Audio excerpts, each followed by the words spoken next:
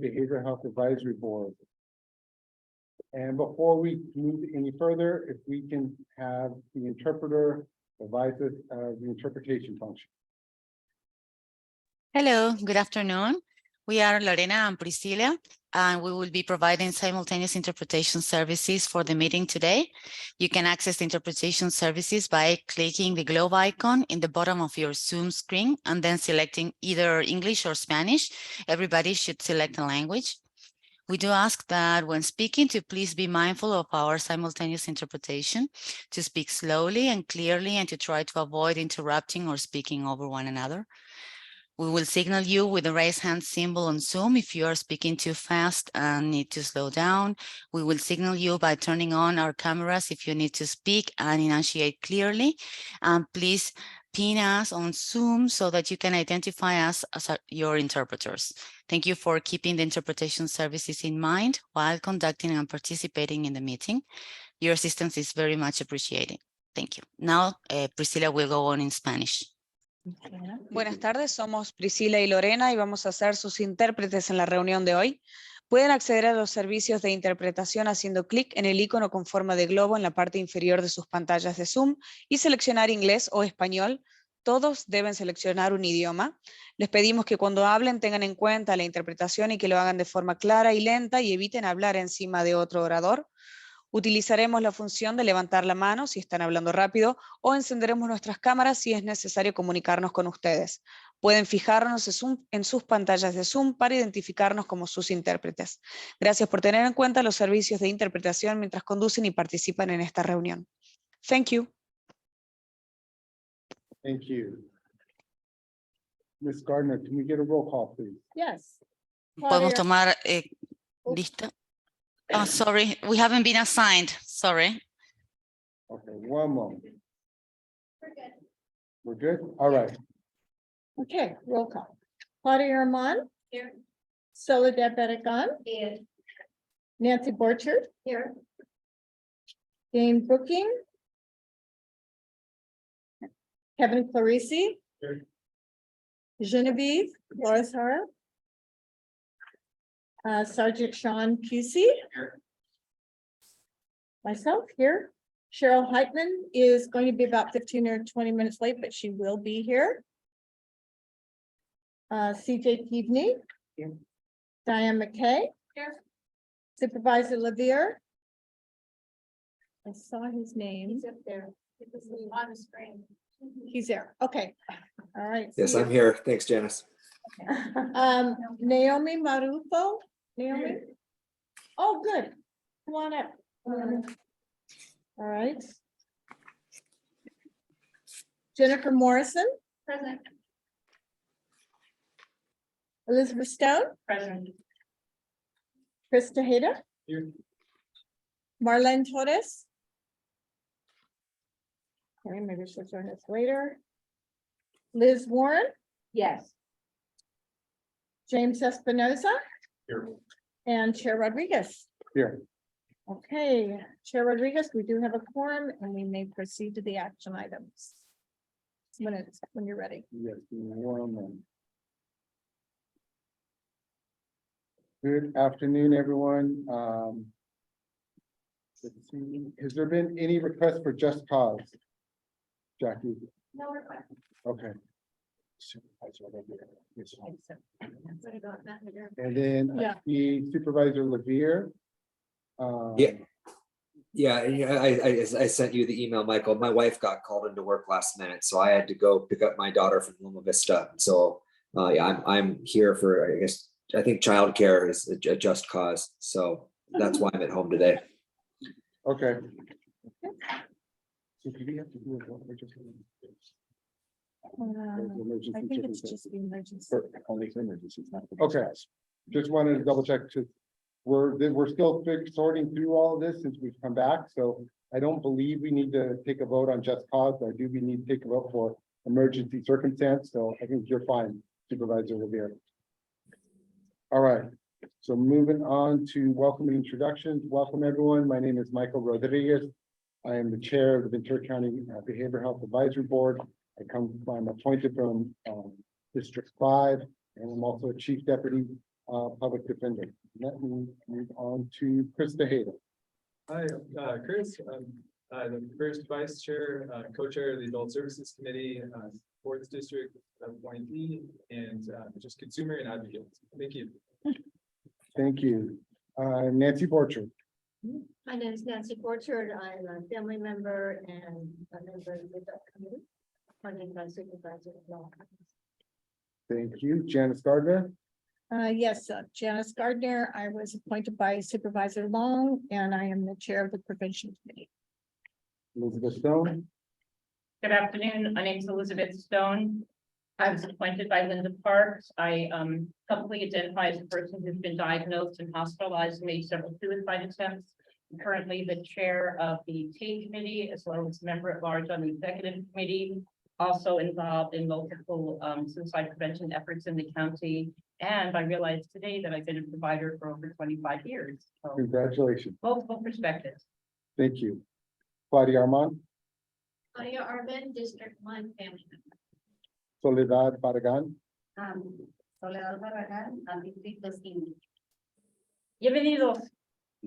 The game. Okay, Kevin Clarisi.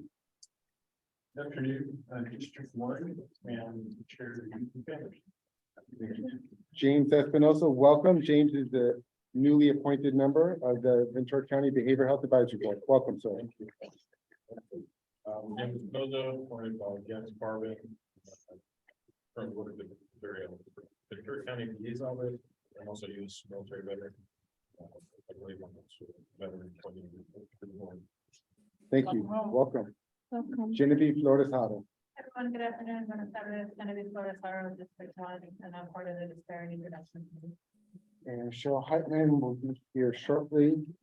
So moving on to CJ Keaveney. Good afternoon, everyone.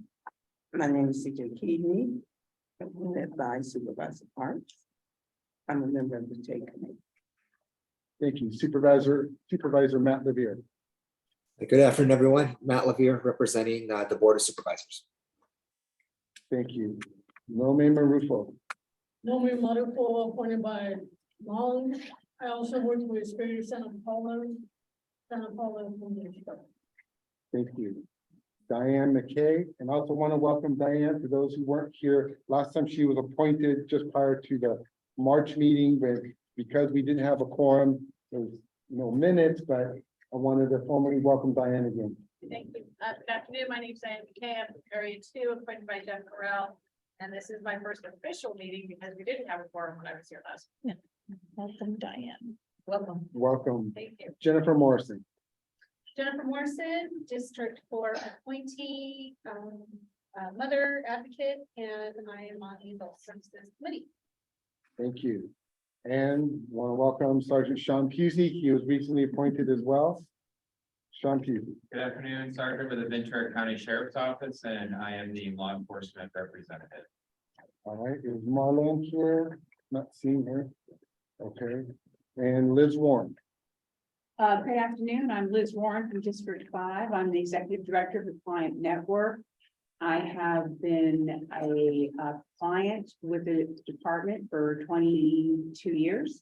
And I'm also a consumer advocate, and I sit on the prevention committee. Thank you. Thank you.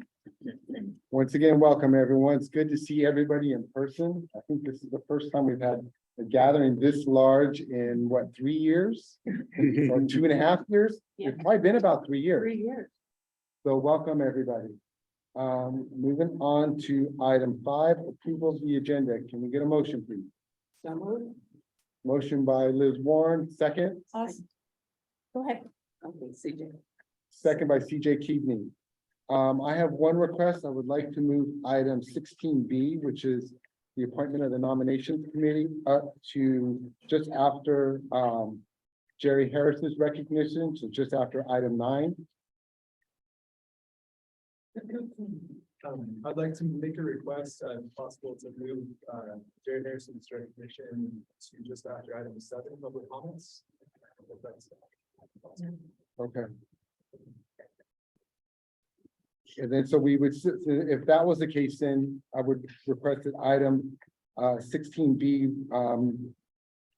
follow the presentation on the independent needs assessment quarterly update.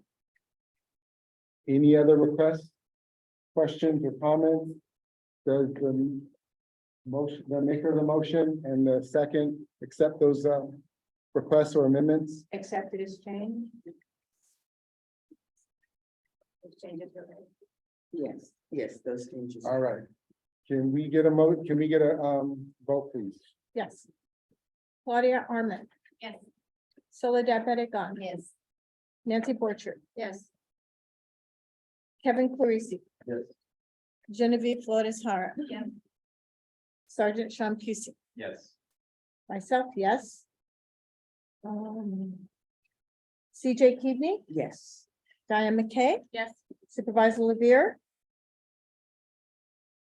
Yes. Okay, You voted yes. I know. Thank you. Okay, Naomi Marupol.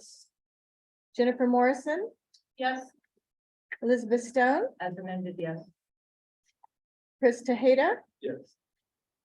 Liz Warren, Yes. James Espinoza, Yes. and Chair Rodriguez.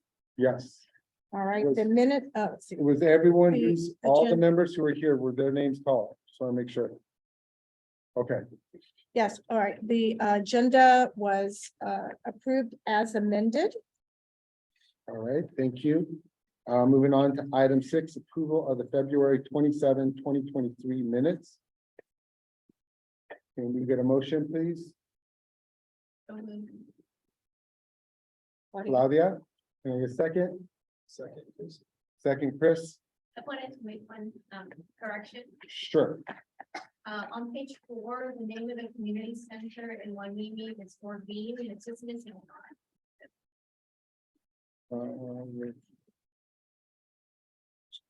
Where's that at? Page 4 at the very top, first paragraph.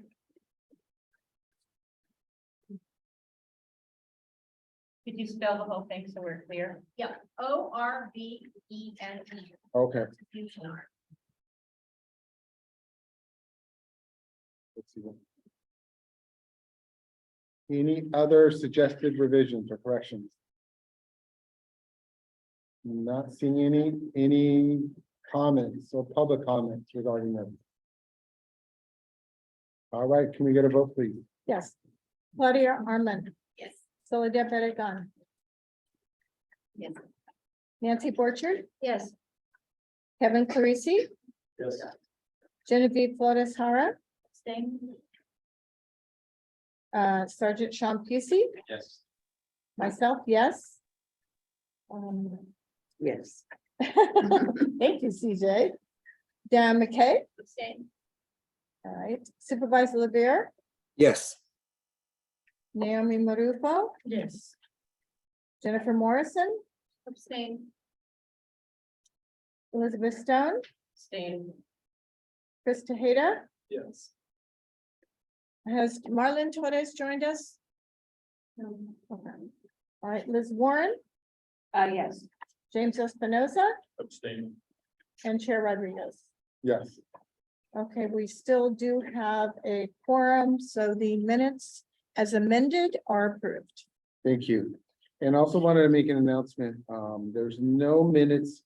There was a gathering on March 27, 2023. However, we did not have an in-person quorum. So we were unable, so there, because it was an unofficial meeting or it was a gathering, there are no official minutes. However, we do want to acknowledge that, publicly that we did gather here. For those who were here, there was a presentation and there was discussion, but we could not entertain any action items. And so I just wanted to kind of put that out there and be clear.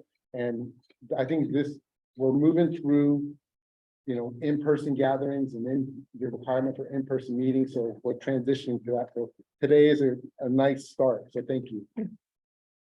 Moving on to item 7, public comments. I've been informed we did not receive any written requests for public comments. Are there any public comments at this time?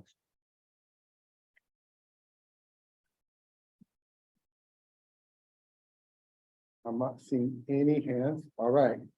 So moving on to recognition of Jerry Harris. Chris Tejeda. Thank you, Chair Rodriguez. It's my pleasure to read the certificate of commendation for Jerry Harris. So it's a certificate of commendation from the Ventura County Behavioral Health Advisory Board. This certificate of commendation is hereby presented to Jerry Harris. The Ventura County Behavioral Health Advisory Board presents this certificate of commendation to Jerry Harris in recognition of his distinguished service to the residents of Ventura County as a member of the Behavioral Health Advisory Board. Jerry was originally appointed in 2004 to the Ventura County Drugs and Alcohol Advisory Board, which became the Behavioral Health Advisory Board in 2013. During his tenure on the board, he served as chair of the BHAB from July 2017 to June 2019, and from July 2020 to June 2021. First vice chair from February 2017 to June 2017. Second vice chair from February 2016 to February 2017. Secretary from July 2015 to January 2016. And chair emeritus from July 2019 to June 2020. And from July 2021 to June 2022. While on the board, Jerry served on the Adult Services Committee and chaired work groups such as the Lanchaman Peppers Short Reform Work Group and the Data Elements Work Group. During his tenure on the board, he participated in a number of site visits to behavioral health providers. Jerry has been an unrelenting advocate for families and their loved ones with serious mental illness throughout his career and service on the BHAB. Jerry has consistently and vigorously fought for timely access to services and an improved continuum of care, championing the perspective that access to mental health care is a humanitarian right that should be available to all. Jerry's career as a social worker, healthcare administrator, and teacher has been dedicated to the recovery, development, and empowerment of individuals working to reach their maximum potential. Our board will dearly miss him as a vital member of the BHAB. It is with our deepest gratitude and heartfelt thanks that the Behavioral Health Advisory Board of Ventura County honors Jerry Harris for his commitment, dedication, and compassion. Presented on the 17th day of April 2023. Signed by Chair Michael Rodriguez and Director Scott Grevin.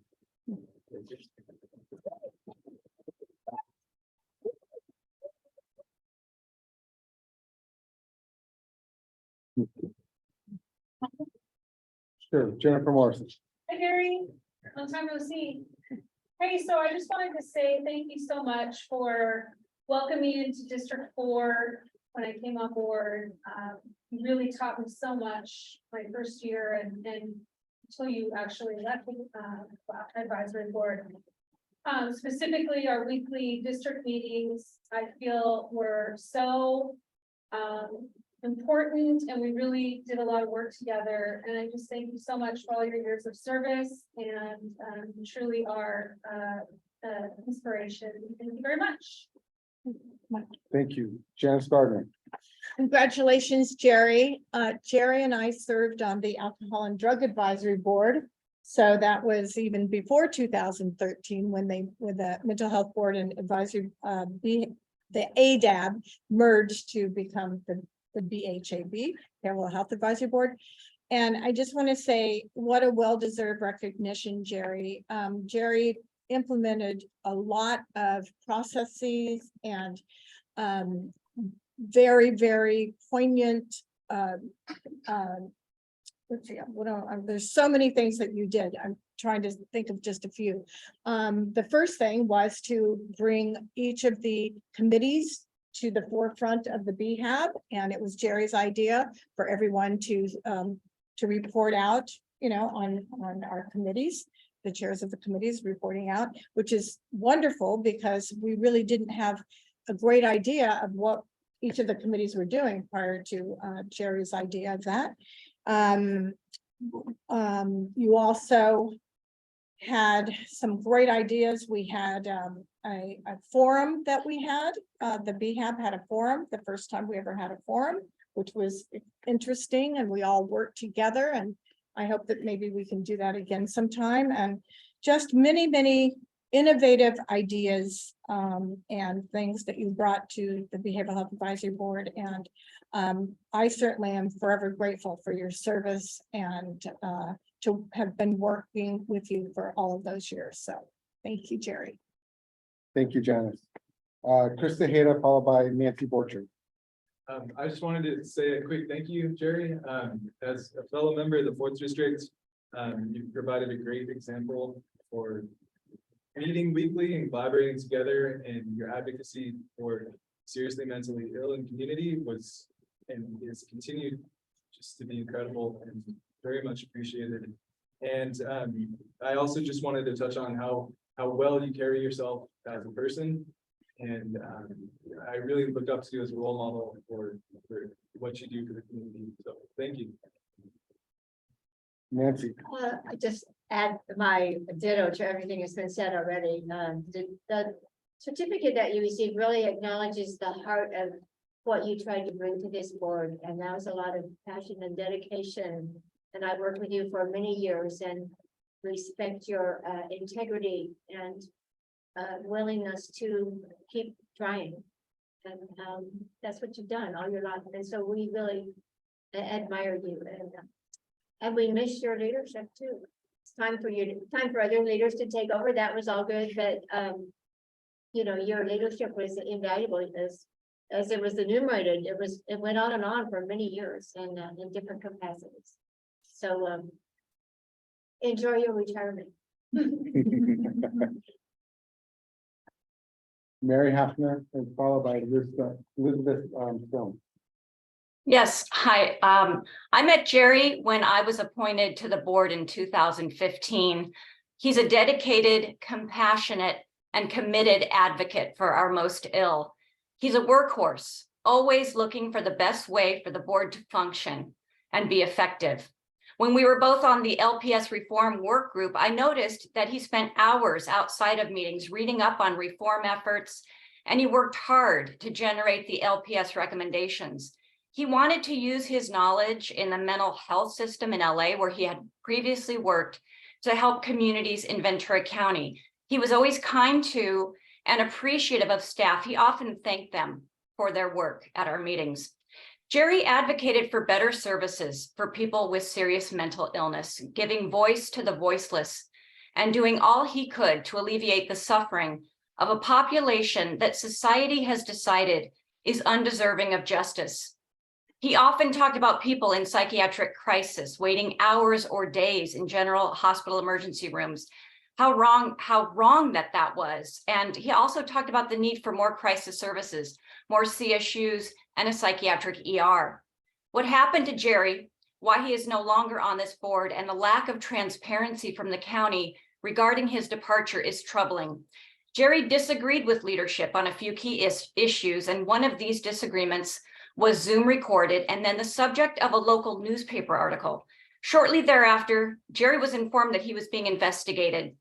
Boards are to serve as a public forum for discussion, to allow and welcome dissenting opinions, as well as disagreement. Public expressions of dissent lie at the very heart of representative democracy and justice. We should be able to disagree and to provide critical review of county services without fear of retaliation.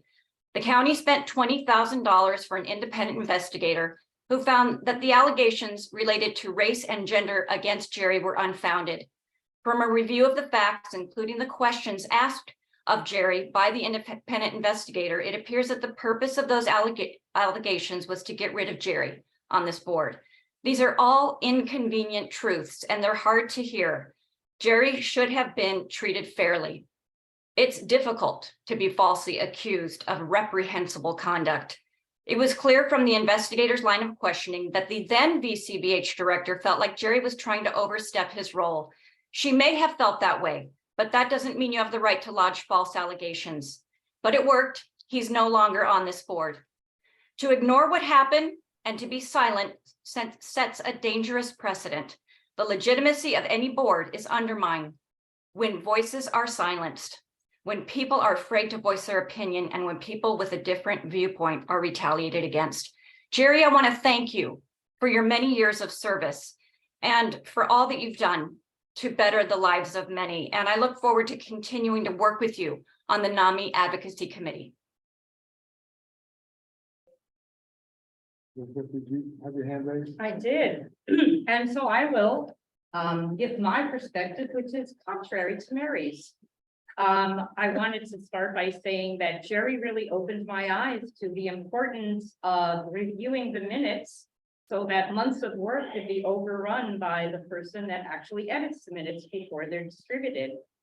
We also learned how important it is to maintain the agenda and know Robert Rules of Order inside out, because multiple voices were silenced by using procedural methods. So it's kind of interesting to hear Mary talk about silenced voices, since I personally and multiple other people who have lived experience were silenced by procedural issues that Mr. Harris used. I also received several personal attacks via email to me as an individual for Mr. Harris. And, you know, it's very hard for people who have been given a label of having a mental health issue or mental illness, often to sit in this forum where people may be oblivious to how they talk about us, or the language, other language that they use, perhaps with good intent, is extremely hurtful. And a lot of people who have been in receiving services from systems across the state end up not doing well after trying to work in an advocacy role. And I would say, especially that 5-minute cap, which was instituted specifically and called on multiple meetings to make sure that I could not talk more than a given amount of time, really was contrary to participatory democracy. And so again, the kind of underlying values that I hope this board reflects on, and I hope also chooses that this is a community forum rather than a selected group of individuals with their own agendas and business to accomplish. So this is just, I don't know you as an individual at all. I just know that the harm that I felt, the dread every night going to bed before a meeting and having to prepare all day before coming here, was really, really harmful. Thank you. There's one. Hi, Jerry, it's Liz. I started my advocacy in 2008, and I met you in 2013 when the Alcohol and Drug Advisory Board merged with the behavioral health side of the house. So I've known you for 11 years, and I consider you one of the main resources that I was able to reach out to when I needed additional information about various issues, especially when it came to looking at budgets and the importance of finances and budgets and revenue streams. You, to me, are part of that group that is, along with Dave Holmby and Nancy Borchard, Ratan Bhavnani, Carolyn Briggs, and Melanie Roy. Those were the initial folks that were implementing MHSA. And you were always very supportive when I approached you as a consumer advocate. So thank you for that. And I also enjoyed working with you on the LPS reform work group. So I wish you well in your retirement. And I really hope that you get to see a palm tree in real life. Good afternoon, Jerry. Congratulations. I admire your persistence, your passion, compassion for those in need of behavioral health services, and your efforts to improve meaningful access to mental health services that are appropriate to each individual's needs. And I'm hoping that you have a long and healthy and fulfilling retirement, and wishing you all the best. Be well. Cheryl, yeah. Can I say something? Cheryl Heitman. Sorry, and I apologize for being late. Jerry, I just wanted to thank you. When I joined the board a couple years ago, you were so great about orienting me and really answering all my questions, of which I had needed, and I appreciated all that. And I know that we both worked at LA County USC Medical Center, and the site worked there, and we had that in common, and we talked a little bit about that. But I know your experience and passion has been your whole career, really, and I really respect that. And I will miss you personally. I found you to be a good person to just talk to and hash out some things. So thank you for your service and best of luck in whatever you're doing in the future. All right, Matt Levier, Supervisor Matt Levier. Yeah, thank you, Mr. Chair. Jerry, I just wanted to say, your passion for serving on this board and for the work of the BHAB was obvious from the day I started serving on this board. I always admired you for the work you put into this, the research and the time you put into the various issues.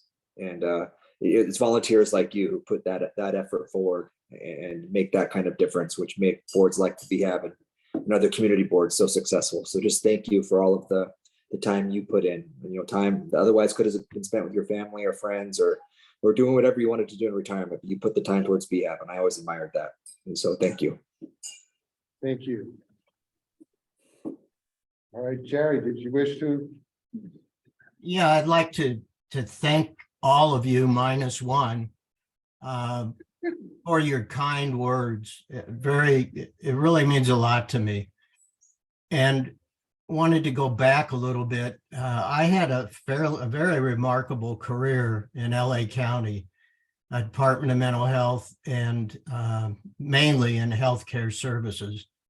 And I never imagined in my life I would be doing some of the things that I did in a number of high-level positions.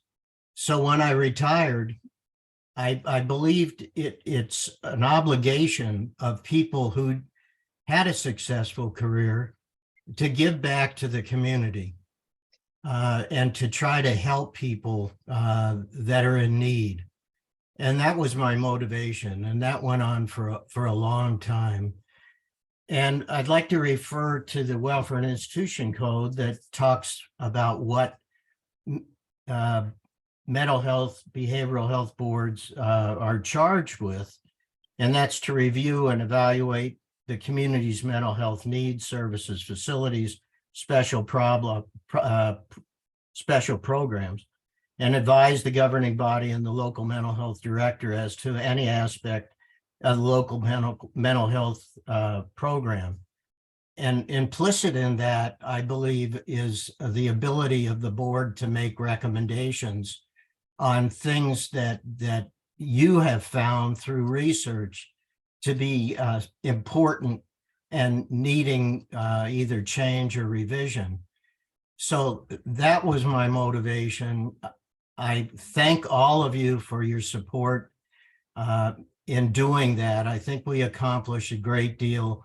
And I hope that in the future, you will continue that progress and hopefully that we can make a real difference in the way severely mentally health people are treated in the county.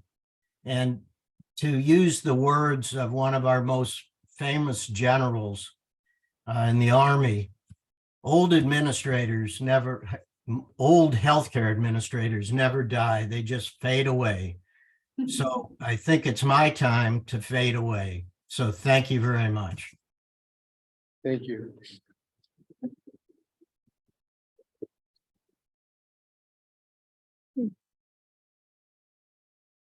Thank you, Jerry. Moving on to item 8, presentation on the independent needs assessment quarterly updates by eval. Great. Good morning, or actually good afternoon now. Thank you, Chair Rodriguez. Absolutely, the transport. So if you guys, you can take my spot right here.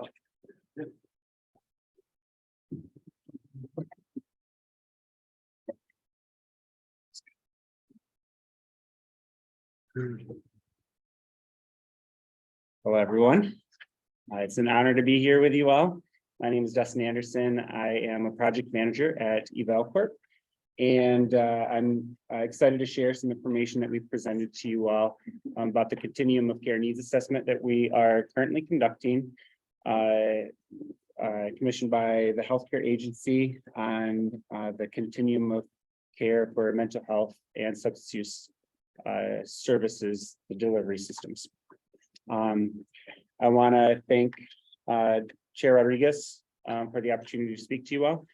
I want to thank all of you for your time and particularly the exec team who has been very generous with their time to speak with us and share their knowledge and perspectives with us. Yeah, that's been very, very appreciated. I have a few members of my team with us today. In person, we have Ray Hanstead. She will be helping me field any questions that you all might have. We also have Dr. Donovan, President and CEO of Eval Corp, on the call remotely, as well as Alex Aguirre, who has been leading the data collection processes for community members or for community engagement in this project. We also have members of our team who are not here.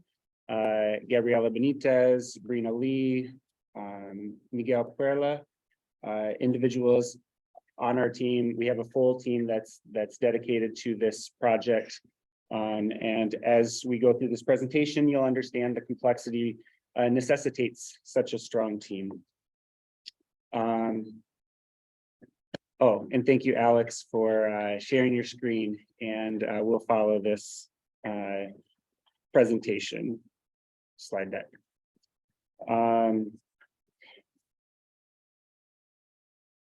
Actually, if you can back up to the agenda, please. I do want to share that after some brief acknowledgements, I'll provide a brief overview of the needs assessment of the whole project.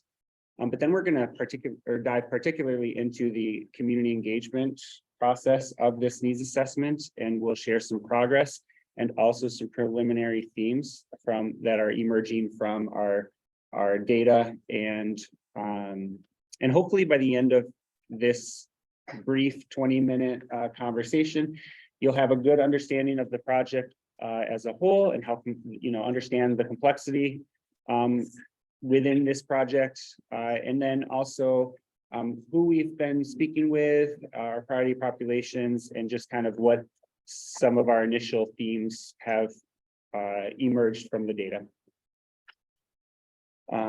Thank you. So I would be remiss, actually, you can go back to now acknowledgements, because I would be remiss to not further acknowledge some individuals, particularly Chair Rodriguez, who not only gave his time as the exec team with providing perspectives and information, but also reviewing our data collection tools and guiding the process with identifying individuals.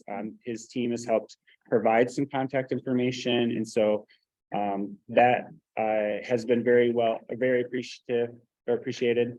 And then there are actually several community members that I'd also like to thank publicly, particularly because of the grace that they've shown in terms of helping us learn how to engage priority populations within Ventura County, but also just, identifying individuals and really helping establish secure connection with the individuals that we need to speak with. A few people that I'd like to mention are Roberta Guerrero, Maya Zamaya, Dr. Villanueva, Laura Espinosa, Mary Hafner, Lisa Stefanelli, Liz Warren. I know I'm going to forget some individuals, but as you can hear, we're getting strong collaborative support from the community, and without that, I just don't know if we'd be able to have the robust findings that we'll be able to present today that can be trusted. So thank you all who are here that have provided that support, and those that are not here. For an overview of the project, I'd like to start off by saying that there are 7 key components built into the request for proposals, or the RFP.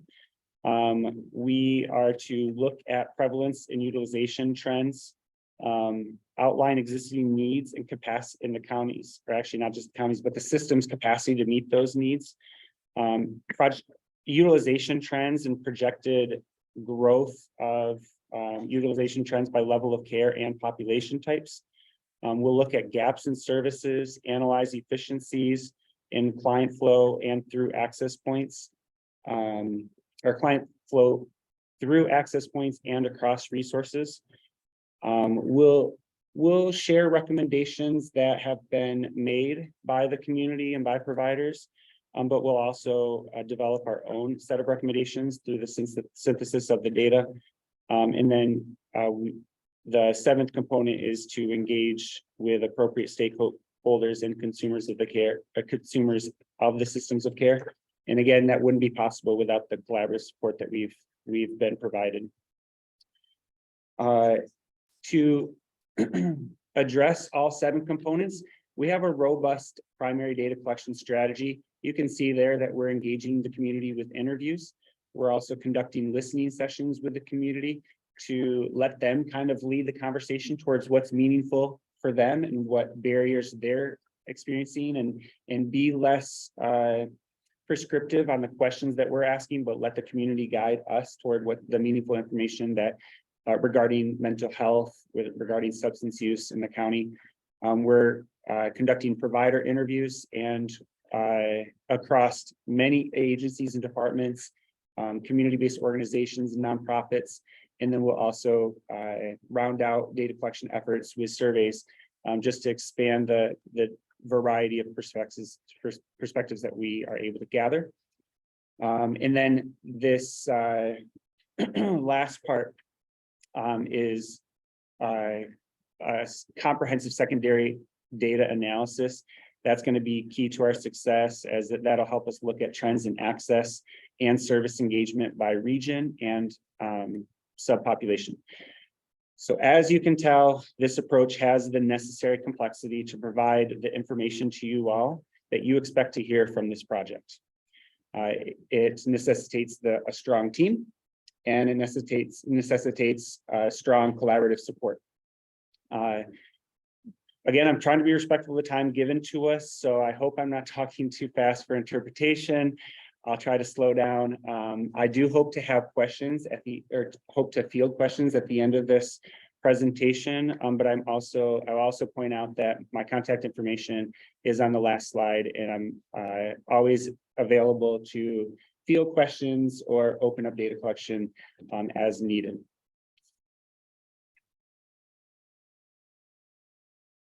So now we'll get into particularly the community engagement process for this project. I'm going to start by just talking about our approach, and our approach is one that is defined by inclusivity and persistence. And so actually, I'm going to probably flip the order of this a little bit in terms of we have a priority population, a set of individuals that we know we need to engage with. We want to regionally capture voices accurately, or capture the experiences of individuals living in different regions, persons with lived experiences, the family members of individuals with lived experience, users of services, first generational families. That's something that we've actually learned more about because of this project, from the support that we're getting from community advocates, is how important the voices of first generational immigrants, and then also youth. So that's been our focus, not to the exclusion of any other voice in the community. But when there's, options, or actually we haven't limited engagement at all to anybody at this point in time. But we've been definitely prioritizing those populations, and I'll share in just a moment, it's been quite successful. And then I'll talk a little bit about our persistence, because every individual who we've received contact information from, if we have email address for them, they've received countless emails from us, and we even, to prioritize the Hispanic and Latino population, our emails always went out with a Spanish subject line in Spanish language first, and then followed by English language invitation. And where we've had phone numbers, we've made several phone calls and texts at all times of the day to accommodate whatever work schedule an individual is on.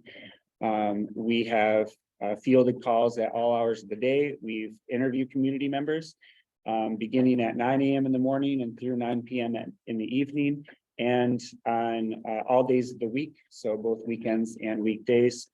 Again, you can tell our approach is meant to be as inclusive as possible. I've already mentioned this kind of on the higher level overview of the project, but for community engagement in particular, we're doing in-depth interviews.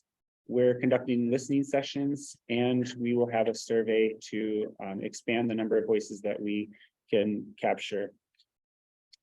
I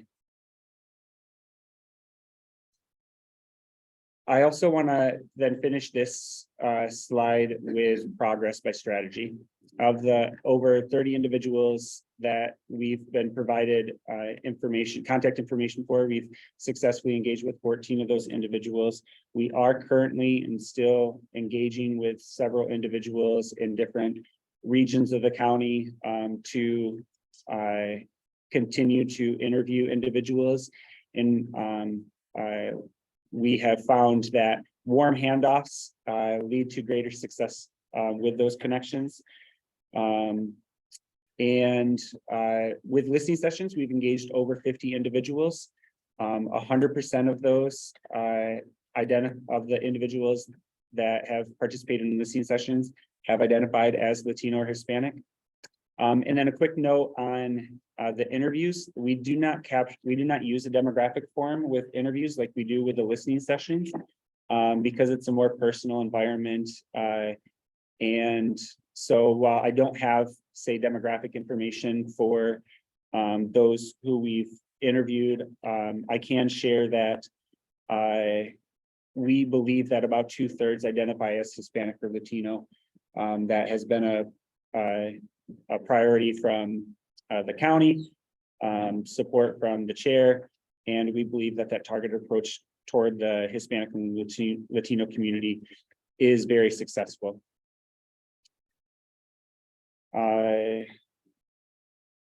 Now I'm going to hand this conversation off to Alex from the team to share some preliminary themes that we're seeing emerge in the data so far. I do want to share that these are preliminary themes, as not all anticipated community interviews have been conducted. We're still engaged in the outreach process. And so a more thorough analysis, once all interviews are completed, we will ensure that captures all perspectives that had been shared with us. So I'll turn it over to Alex. Thank you so much, Dustin, and thank you so much to the Ventura County Healthcare Agency for inviting us here to give some updates and really focus on some of these preliminary themes that we're seeing in the data from our community members. Just a quickly overview, there's 4 areas that we've been able to glean some information from. This kind of models around how we ask questions and what people were most interested in speaking about during those listening sessions Dustin mentioned. Mental health and substance use issues, some of the barriers they're experiencing to care, any gaps of services or needs that are still unmet, and some recommendations that are from them. And like Dustin said, we'll be doing some more in-depth recommendations as we continue throughout this process of data collection. So the first one, for mental health and substance use issues, we asked community members about some of the most important mental health and substance use issues in their communities. They responded by describing issues related to services in relation to severity, type, and populations most impacted. With regards to severity, respondents commonly differentiated between this lower, moderate, or shallow and deep mental health and substance use issues. A few respondents noted that this evaluation was focused on those with more deep issues that tend to keep cycling through the system. It was also noted that VCBH is typically designed to address moderate to severe persistent mental health conditions due to the availability of Medi-Cal reimbursement. As such, those with some of the more lower tier illnesses, for example, depression, which again has no judgment on how somebody might experience it, but just how some might categorize it. often find that their needs are unmet. This is related to some of the types also that were mentioned. Again, when we asked them what were the most important mental health issues, both services and particular issues that were coming up were mentioned by community members. They went through and described depression, anxiety, specific substance use issues, diagnoses like schizophrenia or bipolar disorder, and suicidal ideation. What was interesting to address here is depression was the most common issue referenced. But as I mentioned in the perception of severity, that depression is not necessarily one of those issues that is being treated more often. It has a lower tier illness, and depression is not one of the primary mental health issues that they're describing, but they're describing having that. Additionally, populations were also mentioned that were having the impact of mental health issues or substance use issues. Youth came up a lot, the Latino community, and those that were unhoused. The Latino population was by far the most common response, not just Spanish speaking alone, but also other languages like Mixteco. One stakeholder mentioned that the county was robust in services for Latinos, but several noticed a service disconnect in incorporating cultural connections to the Hispanic and Latino communities. Questions are at the end. Yeah, we can answer some questions at the end. Is that okay? Yes. Okay. And then I'll move on to some barriers that were identified, primarily operational, transportation, and cultural barriers. The operational being some of these typical hours of operation, staff shortages, the cost of services, and some wait times. The primary example cited by a few respondents was that 9 to 5 operation. They're not having the ability to get out of work very easily, and it precludes working families from accessing these treatments. It was noted that when the providers are union protected, those hours are likely also protected. Also, workforce shortages exist, which can contribute to these long wait times. The COVID-19 pandemic in particular has exacerbated the shortages, but this was still a problem prior to COVID-19. Some transportation issues that were noted as well. Some areas can be geographically isolated in terms of transportation and service connection. Two respondents pointed to a large east to west gap in nearby facilities, and another citing the avenue being an underserved area relative to the other areas. Cultural issues. There's still a lot of stigma around mental health and substance use issues, but that's not the only component of cultural stigma that is attached there. There are things related to how certain populations relate to mental health and substance use issues that also get impacted here, particularly in Latino and Mixteco populations, that cultural sensitivity and recognition are sometimes a barrier to being able to access services well, especially along language and, again, this cultural sensitivity. Breaking the stigma of getting help is also needed. That was widespread across respondents, whether or not they spoke specifically about a Hispanic, Latino, or Mixteco community. Having cultural responsive care, and perhaps more so for these populations that were identified, would be important. Some gaps in services that were identified were around using trauma-informed practices, multiple respondents highlighting underlying traumas, for example, violence, domestic violence, home violence, and or child abuse were co-occurring with mental health issues, and they noted the need for more trauma-informed care to address these underlying issues in order to address some of the other mental health and substance use issues that were coming up. This mirrors the co-occurrence of mental health and substance use, meaning that a more holistic approach is needed. Secondly, prevention and early intervention. Community education is needed along with work within the schools, with juveniles and their parents, with treatment programs. Transitional age youth can sometimes age out of schools and school treatment programs, and they may become part of the unhoused population. They may just not see as much connection to services outside of what they might have received if they were still in school. And lastly, outreach and engagement activities. Education about prevention within the schools, again, would be very helpful and were noted amongst the respondents. Along with that, opioid awareness or fake pill awareness, and other issues to help, or other strategies to help breaking the stigma of getting help. Along the lines of additional service needs, they noted also building infrastructure. Staff shortages were generally a problem, but not just staff shortages were just a component of this infrastructure issue. Some types of services just aren't provided within the county, and respondents noted that the county would benefit from having more beds, more psychiatrists, more clinicians, more services, and just generally more geographically accessible locations with more cultural and language appropriate services. This would help expand services.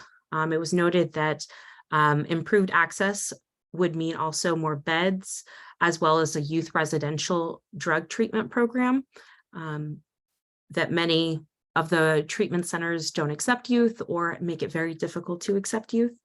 An adult male residential service and expanded availability of services, both in terms of location and hours.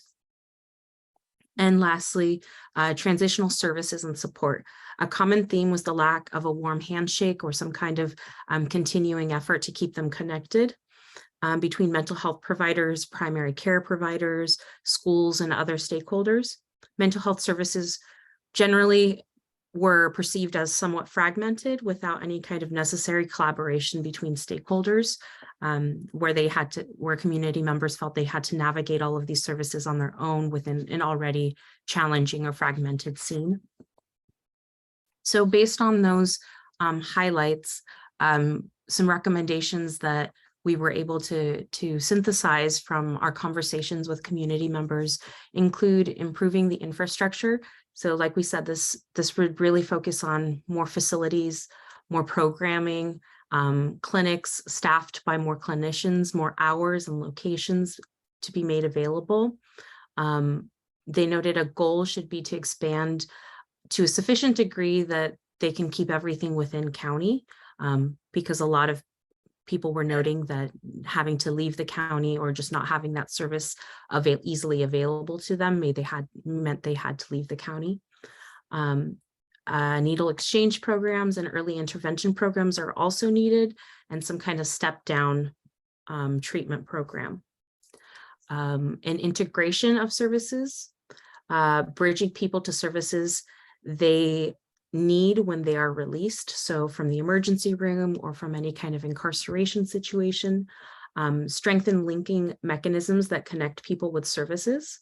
Although there is a no wrong door policy in place, increased collaboration would be helpful to create a mental health pathway for people that may need some additional support in navigating the systems.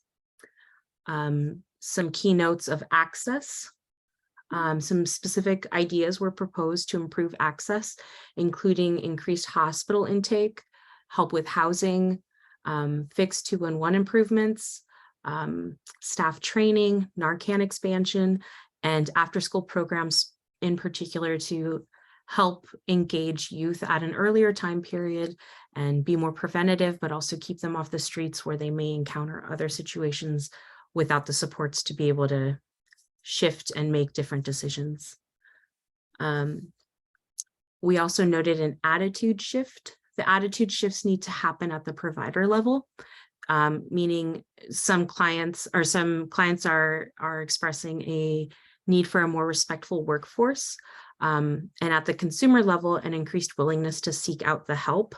There needs to be a respectful environment, which may require a retrained workforce that focuses on cultural responsiveness as a priority. Trauma-informed recommendations. Multiple respondents again highlighted this theme of having underlying traumas that needed to be addressed that were co-occurring with some of the mental health issues or substance use issues that they were experiencing. And having a more trauma-informed approach would be helpful to be more holistic. And a data-informed approach as well, expanding the use of appropriate evidence-based practices. This is especially where some of these trauma-informed recommendations were coming from, that using some of these trauma-informed practices with data behind them would be very helpful in making sure that there is a continuum of care and just a very comprehensive support network for those that needed it. So I want to, if we have time, Chair, to open it up for questions. Sure. And I had Oh, sorry. and I had a quick question. So how many listening sessions and interviews have you conducted thus far? So 14 interviews have been conducted, 2 listening sessions with over 50 individuals. I think the number is 55. We have 2 more planned, April 25th. Dr. Villanueva is helping set up some regional listening sessions with first generational families. And we have one that we're working with One Step Alaves to conduct. And we have a few other pathways that we're moving toward. Interviews have been our primary focus at this point in time. And we haven't talked about provider interviews yet, but we've conducted over 30 provider interviews as well to this date. It's just that we're prioritizing the community information at this time. Thank you. Louder. Thank you so much for the work you've been doing. This is really valuable information, and it really echoes a lot of what we've been hearing from the community. And I think that the recommendations really resonated with me. I'm wondering if in the scope of your work, will you also be gathering data from the county, like, to kind of back up what we're hearing, like out of county placements, wait times for assessments, wait times for appointments, the waiting list, when a consumer is at an ER waiting for a bed. Will data collection be part of your work? Yeah, great question. Thank you very much. Key to the success, I think I remember saying this, is this secondary data analysis that we're planning. It's very comprehensive across several different agencies. So we're trying, because ER, we can't work with VCBH's QI team to get ER wait times. So it's very complex. That process will be ongoing probably for the rest of this calendar year. And yes, that I would like to say, you may have, I'm glad you said these findings or recommendations are resonating with you. But that also tells me that they're not new, that you've heard them before, that you've shared them before. And so I think the best part about the complexity of this project is it's pulling in information from providers, from the secondary data across different agencies, from the community. And so it's going to paint a picture that is supported with data. And to be fair, we don't have that data yet, so we're not sure what it's going to say. It may paint a contrary picture, and I think that's my job as an objective evaluator, is to be open to those possibilities and then provide that to you all, and then that gives us a good opportunity for reflection and interpretation of the data synthesized together. Yeah. Genevieve. I just wanted to echo Elizabeth's request to put the contact information back on the screen. If we can get that, please. Alex, oh, she's nodding. Thank you. Yeah, I'll get that up. Thank you. And then my comment was, I know for my talk, instead of only connecting the organizing project, our wellness director was part of the interviews. We also conducted a community listening session in March with about 80 participants. And so we did that in collaboration with the California Pan-Ethnic Health Network. So I don't know who owns the data, but if I can get a response to that, I would love to be able to cross-reference what y'all are hearing with the folks that we heard from. Again, those focus groups were conducted in Steco, Zapoteco, and Spanish right here at Pacific High School. So there's that data that we're sitting on right now. And then through the community mental health equity project. We also did a pilot for therapy services for recycled population. We do have a data analysis of the cases and people were able to serve as also multi cross reference, also multi form. I know it's outside data, it's not without core data, but wanted to make those offerings if I'm allowed to. I need to check with our with CMED and with CMEP, but I think that could also help enrich the complex work that y'all are doing. So I want to make that offering. Lorena Suarez, she has her hand up.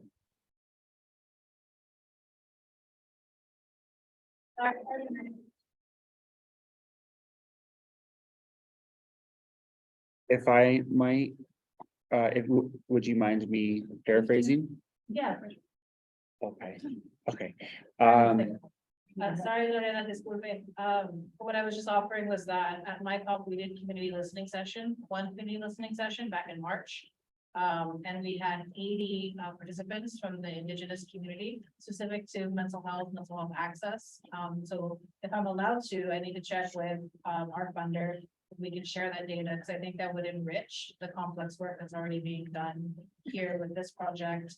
We also have a data analysis from a pilot program that we offered for therapy sessions, because I think oftentimes we think our community doesn't want to access therapy because culturally it's not appropriate.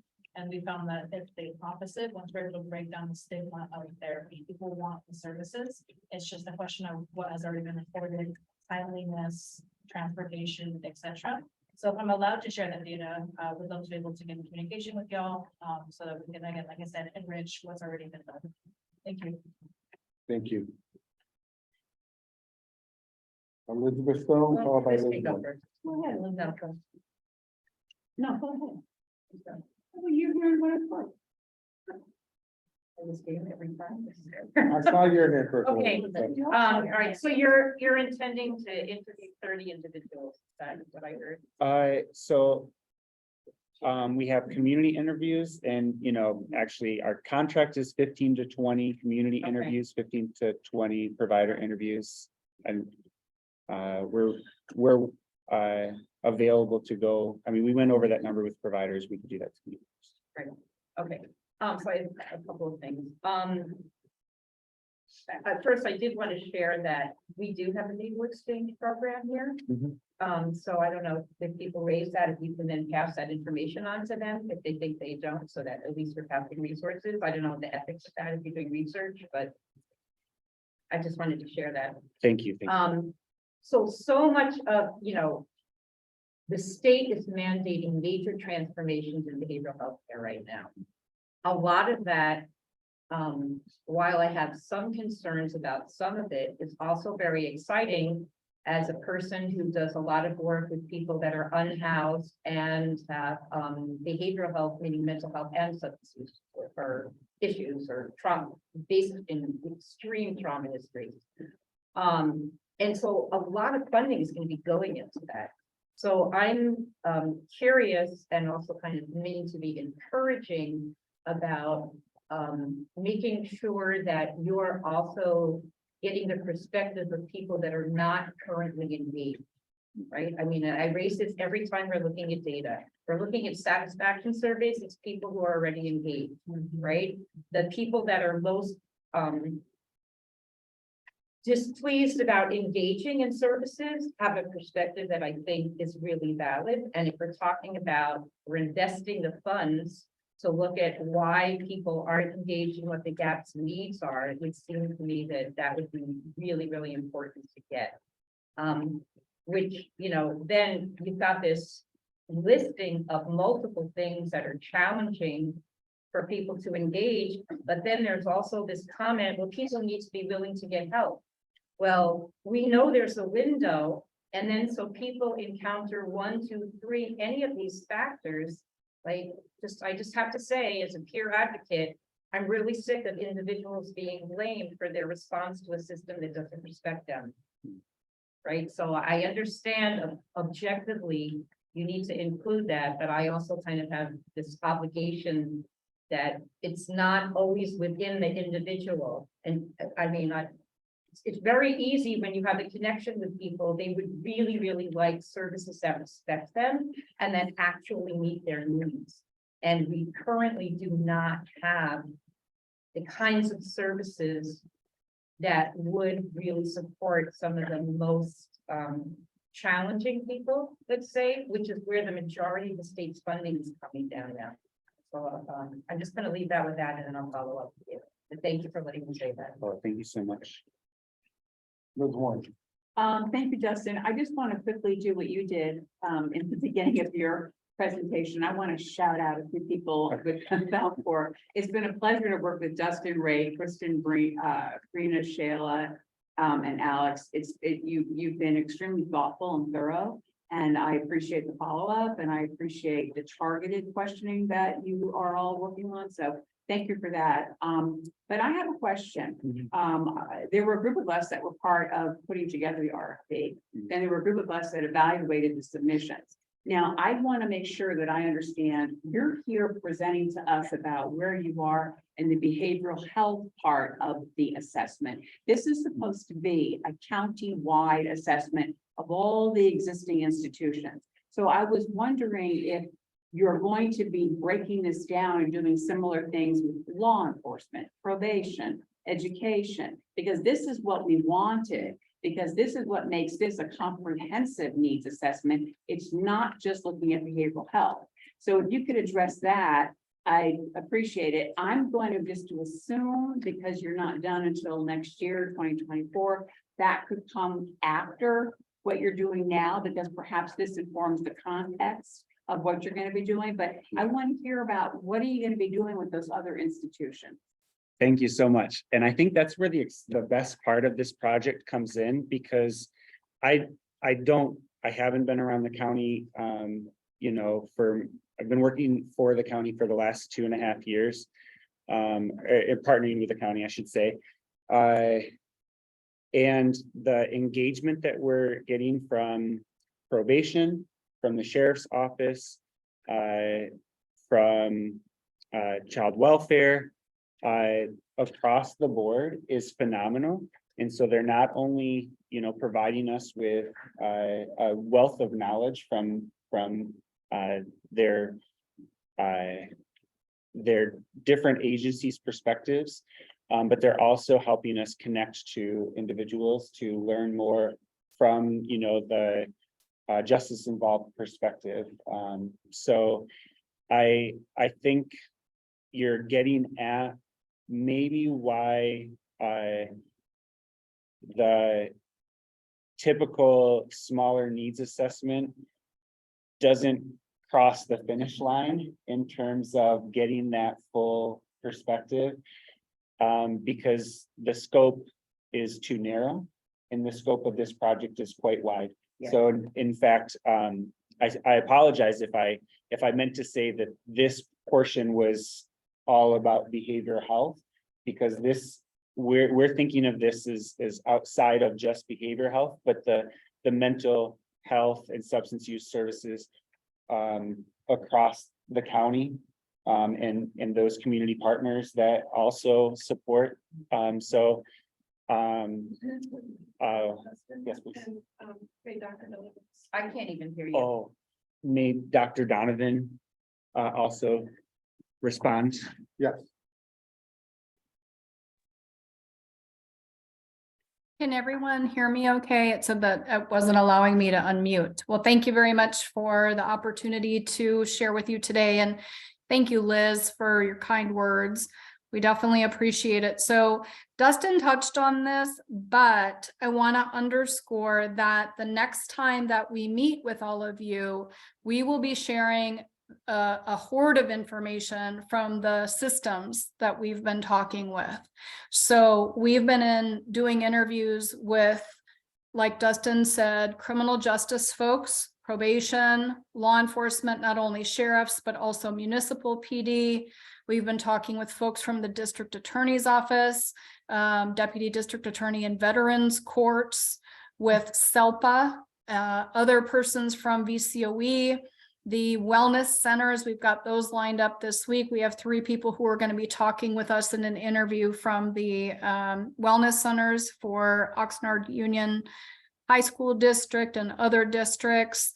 And so behavioral health is one stakeholder of many. And so I think, Liz, you bring up a really good point that in the data that we were sharing today that Alex was speaking to, that's from the voices of our community members, but there's a myriad of perspectives that will also be coming through from numerous partners. Like Dustin also talked about child welfare, because we really are trying to take both a broad perspective and then also go deep with our community members through the listening sessions and the interviews. But the importance of having folks weigh in across systems can't be underlined enough. And what we're seeing, I'll give you one little tidbit. You know, it was touched on in some of what community was saying about wanting more hours beyond 9 to 5. Well, I'll tell you, when we talk with first responders, EMS, and law enforcement, they're struggling with the fact that they work 24/7, 365. And not all of the places that they could work in collaboration for community members that need help at 10 o'clock at night or on Thanksgiving Day. So we're not coming to you yet with ideas, remedies, but I think Dustin talked about the complexity, and I assure you that is coming through in the interviews that we're doing. Not only with community, but also with providers. So thank you. But I appreciate you bringing that up, Liz. Thank you. Thanks, Kristen. Good afternoon. I'm just curious about the full county, the East County. I heard about Oxnard Union High School District. I didn't hear about the Canal Valley Unified School District or Simi Valley Unified School District. They both have wellness centers. Didn't hear anything about the community colleges, Moorpark College, Oxnard, Ventura, who all have wellness centers that are run over right now. So I just wanted to hear that the whole county was getting approached. Yeah, and particularly at the County Office of Ed, we've engaged with them to kind of get that whole county perspective. And we also, actually, to our point about the MyCop focus groups, there's a wealth of secondary data. And so, you know, with approval, we'll work in that secondary data analysis strategy. We'll work with the Office of Ed to include the wellness center data that's being collected from those. So I think that's kind of my initial thought and the perspective to answer your question, is we try to get that county view. We can also look at the secondary data to get the county view there as well. So It's just been my experience, yeah, with all respect to the County Office of Ed, that some of the larger school districts like the Canal Valley and Simi Valley do a lot of the work themselves, and some of the smaller school districts depend more on the County Office of Ed. So it might just be worthwhile going to the larger districts and just making sure that the data is consistent. okay, thank you very much. Soledad. Buenas tardes. Mi pregunta es respecto específicamente cuando hablas de comunidad. Nosotros, padres juntos promoviendo la educación, nos hemos tenido varias reuniones con el señor Scott. Y no había escuchado de. Entonces sí me interesaría. Con muchas personas. Soledad, tienes que.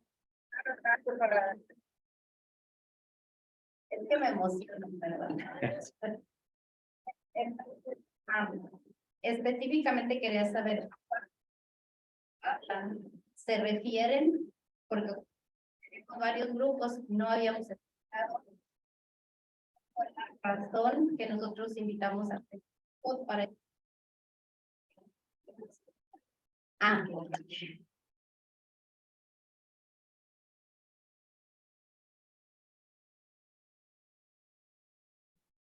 She's basically asking if she's got a lot of parent groups and how they can get referred to make sure that their voice gets heard. Oh, You know, great. she was sharing that up until this point, she has not heard about this assessment, Mm. even though she's had multiple meetings with Director Scott, for example. So she wants to know how she can get more funding.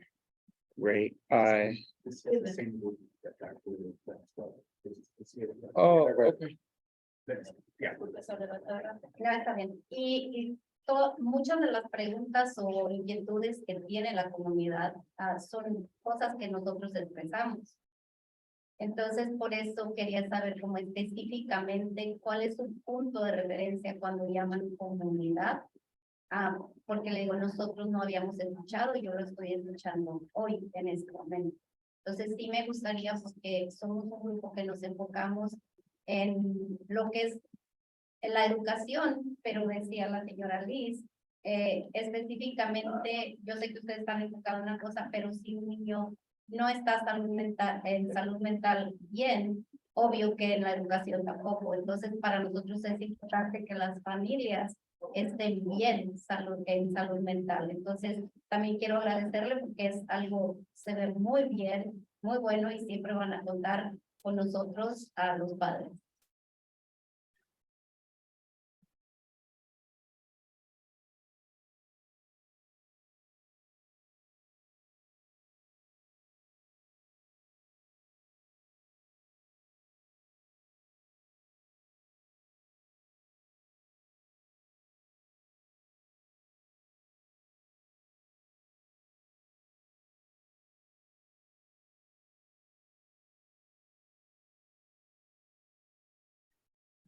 Thank you. I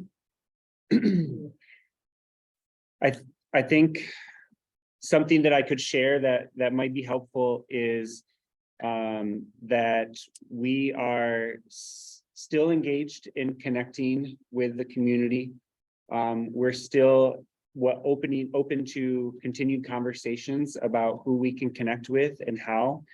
And I shared this a little earlier, but I was just speaking to a counselor, I think in Simi Valley, who has an interest, I will say a tough time connecting her families to county services because of some of the things that were mentioned today and some of the things that you've all mentioned.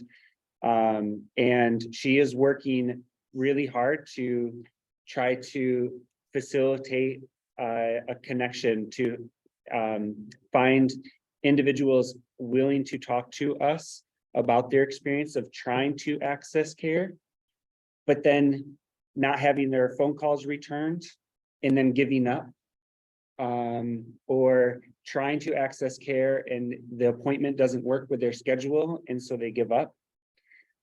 But they're frustrated, the families are frustrated. They're not excited, in her words, to talk more about it because of, just some fears that they have in the community about oversharing information too. So it's a difficult process. It's a complex process of just getting the voices to the table to share their experiences.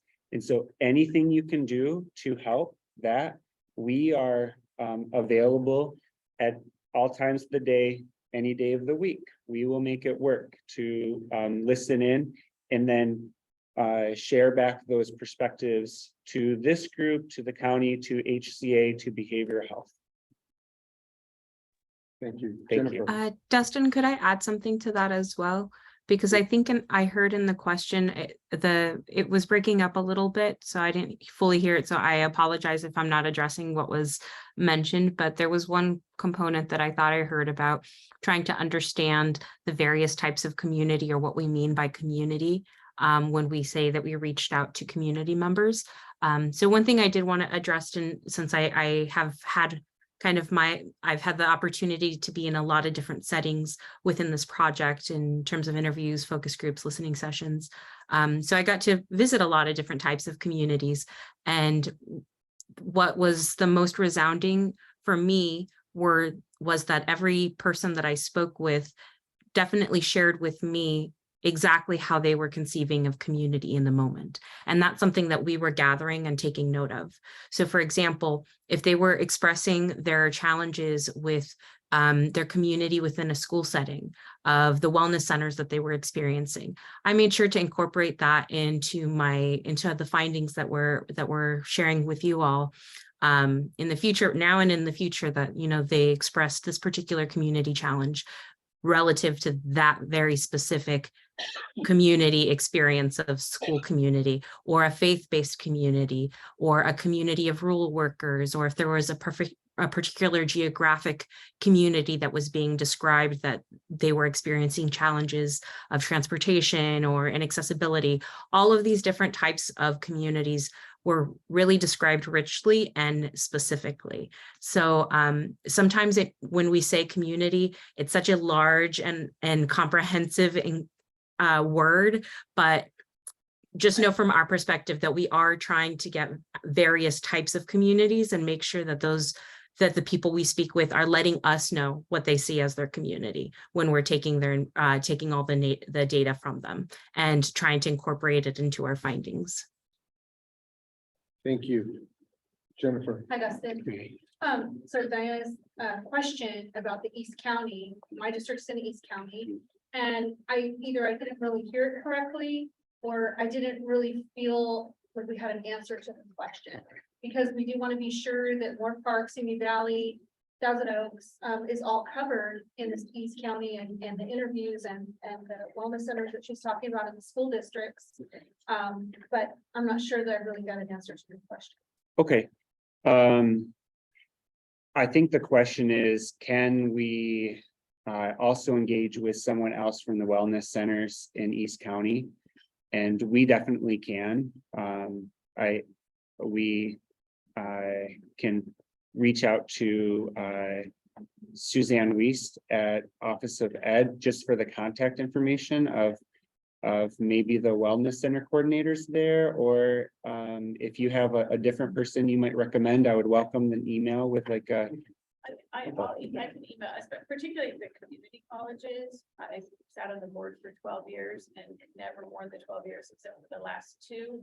The students have been coming to us with not being able to get enough mental health services. The waits are just extraordinary. And if I may, I believe as far as the wellness centers were one example of reaching out to the East County. I grew up in Simi Valley, so I remember how that divide was between East County and then once you go over the grade, both physically and in a lot of different ways. And so I think when she was mentioning the wellness centers, that was just one example. One point of contact, not being the entire contact, because the community, all these different communities, you have almost half the county's population on the other side of the grade. Okay, well, then I will say that was actually one of the initial, I guess, points of emphasis from the county, from Barry Zimmerman, was to make sure that we were very inclusive of all regions of the county. So with every provider interview, we are asking what area of the county they serve. We are particularly reaching out, when we reach out, for community members, we're asking for individuals in various regions of the county. So one of the listening sessions that we've already conducted was in Thousand Oaks. One was in Oxnard. When I reached out to Dr. Villanueva for some support with or actually he offered and I accepted his support in setting up some focus groups. It was made clear to him that we're trying to reach various parts of the county. So that's a focus of his in setting these up. So I will say it's very much a point of focus for us. And I think as it gets into the very specifics, I think that's maybe what threw me off is if it was just about the wellness centers. I mean, there are many different components of this project that at sometimes we're trying to get like that higher level perspective, like I was kind of getting at with my response that didn't answer your question. And at other times, we are able to kind of get all regions of the county accounted for. So it's definitely a focal point. And I think if there are ever any perspectives that we're missing, like what you just pointed out with the community colleges, then we're very open to expanding just the pool of either community interviews or provider interviews. Ask one more follow-up question. And I imagine this is no easy task, so I commend you all for what you're doing. But considering we have over 800,000 residents here in Ventura County, right? Where are we at now? 811. 11,000, okay. So when you're looking at trying to reach everyone regionally, just off the top of your head, but you're talking about like, how many interviews, how many sessions, like, imagine there's gonna be more than 20. Like, you're talking about, you've got to represent a lot of people and a lot of different cultures in different areas. So I imagine there has to be a lot of interviews and a lot of sessions to cover this amount of data. So I wondered if Kristen wanted to respond. Otherwise, I'm happy to. I think, can everyone hear me? So I think that one of the things that's important is the way that we built the project was purposeful, in that we will not be able to represent all 800,000 plus persons in the way that we built the project and the budget and the scope. And I think what we're open to and wanting to do is be as inclusive as possible, given the RFP, the request for proposals, and what we proposed. We proposed doing 15 to 20 community member interviews and 15 to 20 provider interviews. We're going to far exceed those numbers of interviews. And really the richness of the qualitative data, our interviews span from 1 hour to 1 hour and 45 minutes with each person that we're talking with, which will be over 55 persons total.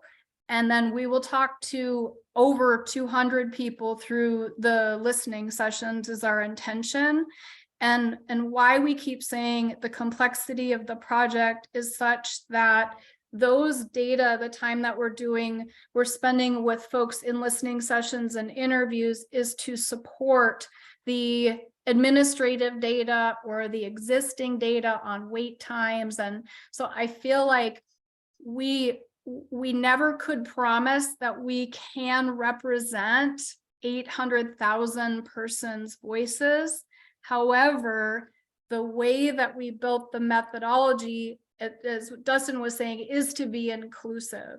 And so we do need your help. And I'm really appreciative of pointing out to talk to the folks from community colleges, but we're absolutely purposefully sampling folks from East County, West County, and countywide perspectives. The other piece that we're hopeful and we're going to need your support in is pushing out surveys. So we have a quarterly update, a number more times in the project, and we'll want to, through the surveys, reach as many community members and providers as possible. We have 2 separate surveys for that, but really the qualitative interviews and the listening sessions are to augment and get the story in addition to the numbers. I hope that helps. And if not, I'm happy to talk one-on-one after the meeting or connect with you outside of this meeting as well. Thank you. Thank you. We're gonna have one last question because we got to move on.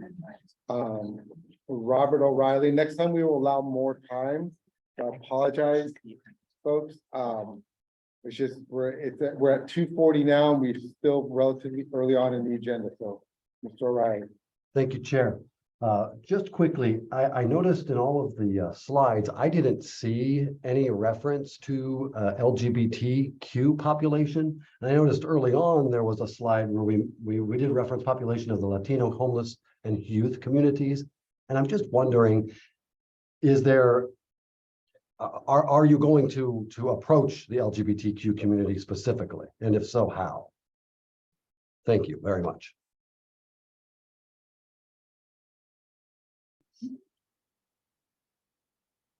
So this is your direct email. That is my. No, perspective. I think Dustin.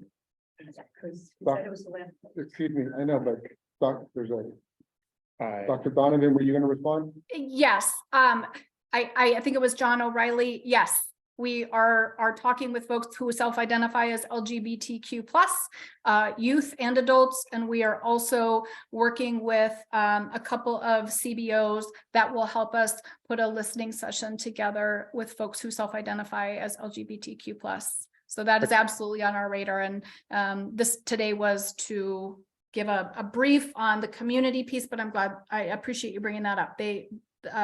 That's on our radar, and we will be talking more about specific subpopulations in future meetings. And I will say that it's more than just on our radar, but we've been actively communicating with Diversity Collective for quite some time to set up a listening session. So thank you for your question. Thank you. I can't, we have to move on. I'm sorry, because I said no to Chris and CJ as well, so I'm sorry.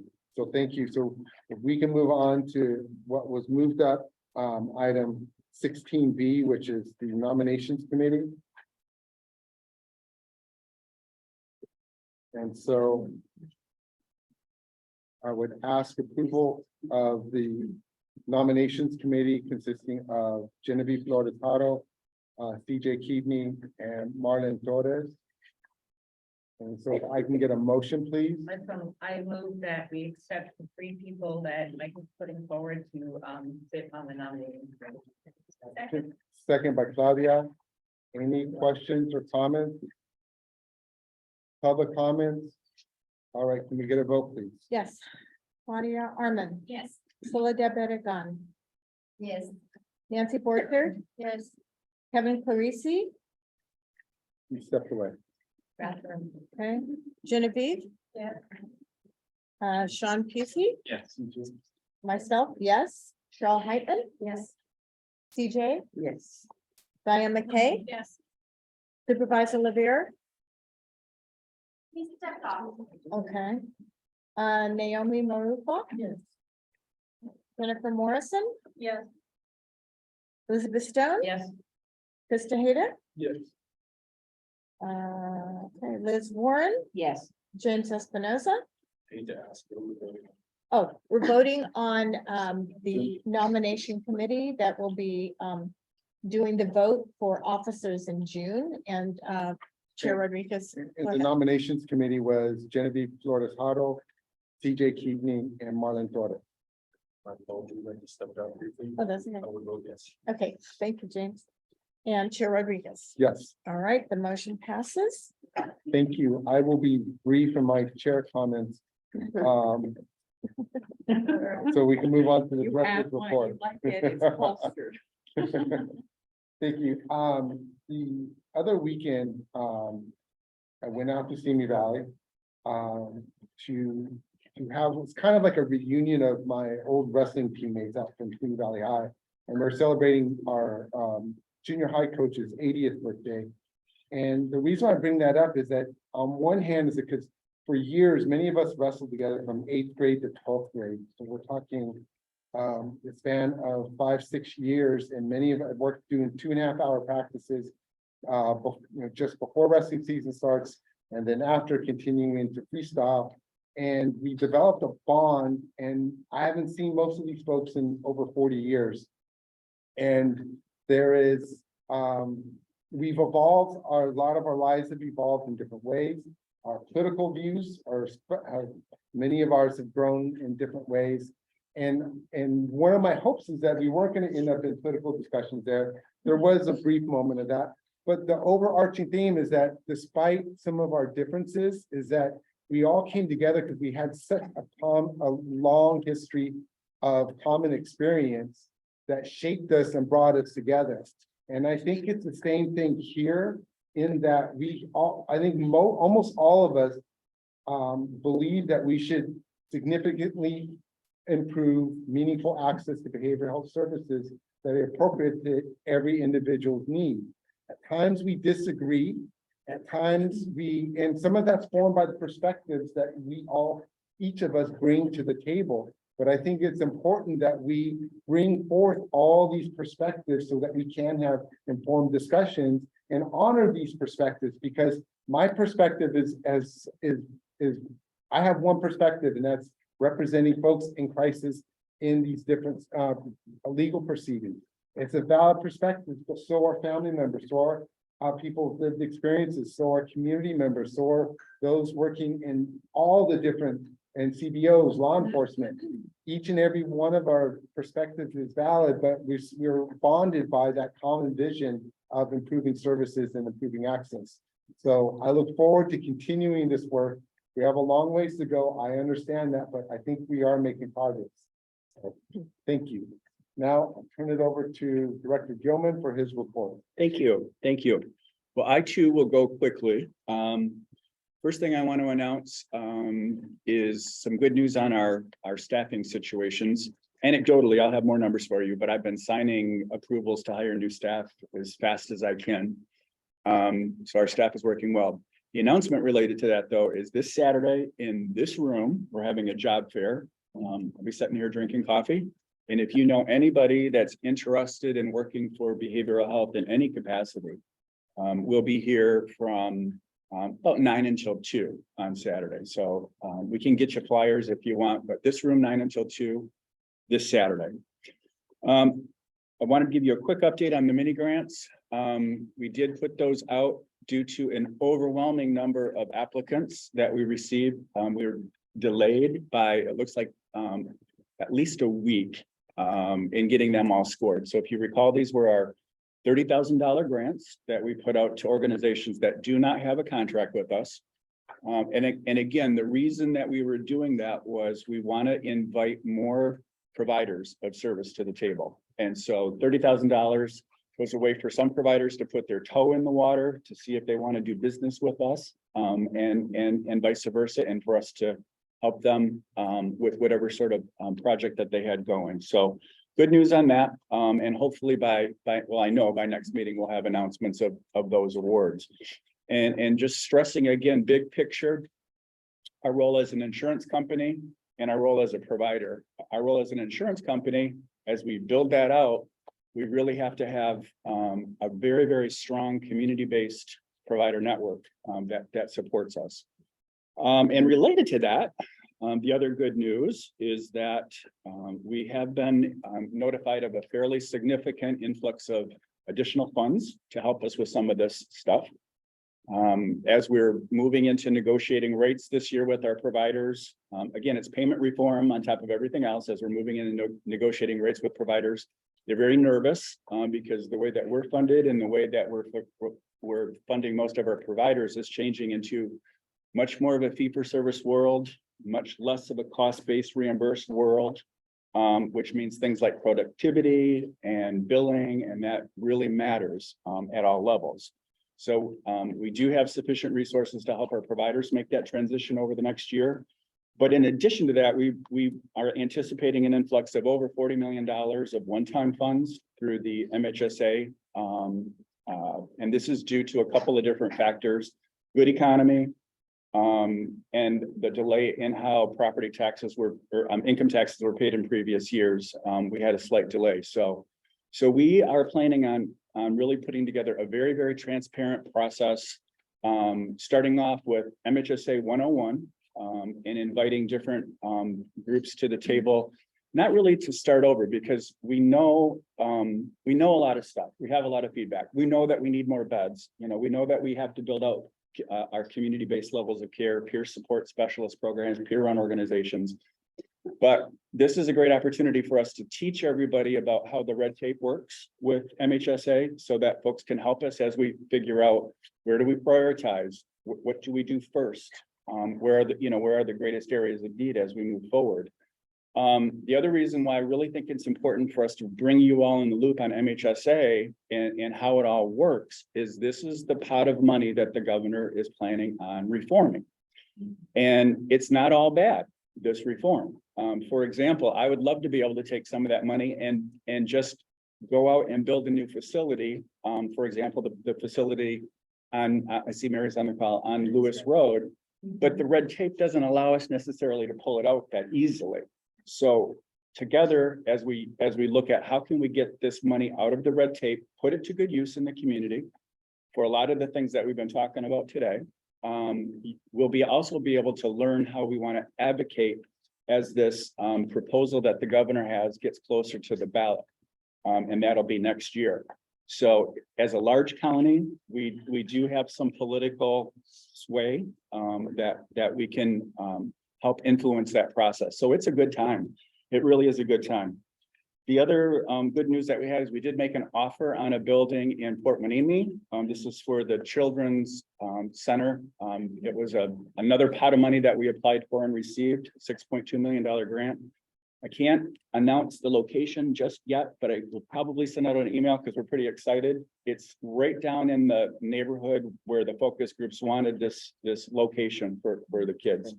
And so the deal, I haven't gotten the clear from the realtor that it's official and they don't want to scuttle anything, but we're really excited about that. In addition, we had the $8.9 million, again, another pot of money to help build beds for competency restoration, letter support. That application is moving forward.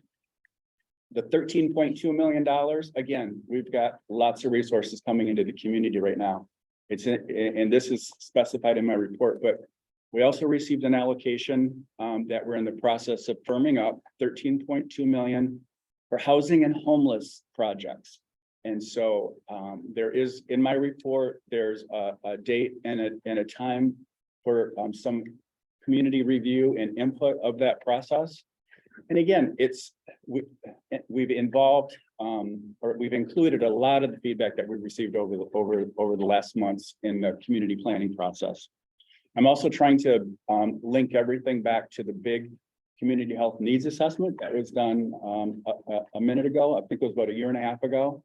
And that really outlined a lot of the needs that we have in the community. So starting to build on some of these old, not old, but these recent needs assessment processes. So lots of good processes there. I also wanted to announce trauma. I'm so happy to see the report that we got today, or the update on the evaluation, because it's going to help us put things in order and sort of put these projects into buckets. But trauma informed is something that I've been talking about since I arrived. We have formed a trauma-informed trauma practices work group, and we're inviting in some consultants to look at doing really looking at becoming a trauma-informed workplace and how that impacts trauma-informed practices. So moving forward in that. So there's a lot of stuff in my report. May is Mental Health Month. There's all kinds of dates and times and locations of cool stuff in there. Fentanyl Awareness Day is in there. We have a lot of stuff happening for fentanyl awareness. The Stay campaign will be launched shortly, which is another suicide prevention activity. And so I just encourage you, if you haven't had a chance to go through my report, I don't write every single word. A lot of that comes from the staff with very important things that they want you to know. And so dates and times and locations for all that stuff is in my report.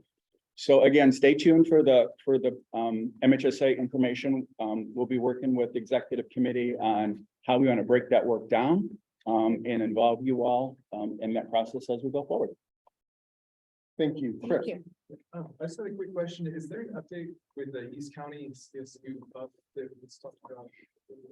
Yeah, there is a building that's in play right now that we've toured, and I will know, I'll know this week if we have a pro forma put together, but I don't think an offer has been made for the building yet, but we've toured through it.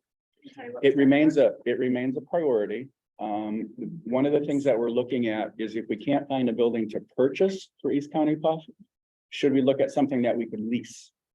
Because we've not had, as you know, there's been lots of buildings that were brought forward that we toured and that just fell apart. So we're considering that as a possibility. Jennifer. So I'm hearing about all this great funding that we have, and that's so wonderful. I have a big concern that this needs assessment that we're doing, cramming is really important, which is why we're here, Mhm. you know, behavioral health. We're trying to do this big needs assessment with a smaller budget. Mhm. that's a big, I mean, I think we're missing an opportunity here. I mean, I imagine we're not gonna have another opportunity to do this for a really long, Mhm. because it's so expensive. Why are we, I mean, are we cutting corners with the money that we have available to us to do a smaller needs assessment for such a big county? Yeah, I don't, I wasn't around when that was all put together. And so I think the way that it was designed was to get the biggest bang for the buck. And honestly, even this needs assessment will, one of the things you're gonna learn about MHSA is use it or lose it. And so we're gonna probably have to move forward on some of this stuff before even this needs assessment is done. So I don't believe, at least what I've heard, that there was like trying to cut corners on it. I wasn't involved in that process. I do want to say though, that Barry wanted me to make sure and say, we don't want to, if we want to do something different, we'll deal with that differently, but we can't really open up the scope of practice on this one because they're already, It's going already, down I the road. realize it's already. Yeah, yeah.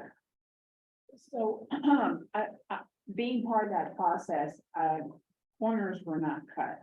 But I think, and I could be wrong, Scott, but isn't the funding from HCA? I don't think it's VCBH, MHSA funding. So I mean, that Barry was the one that had to approve what the contract is gonna be for, awarding the RFP to Valcor. So I think it's a different pot of money. And I think that that's the difference. And they were intentional with that. One is that because it was gonna go beyond BCBH.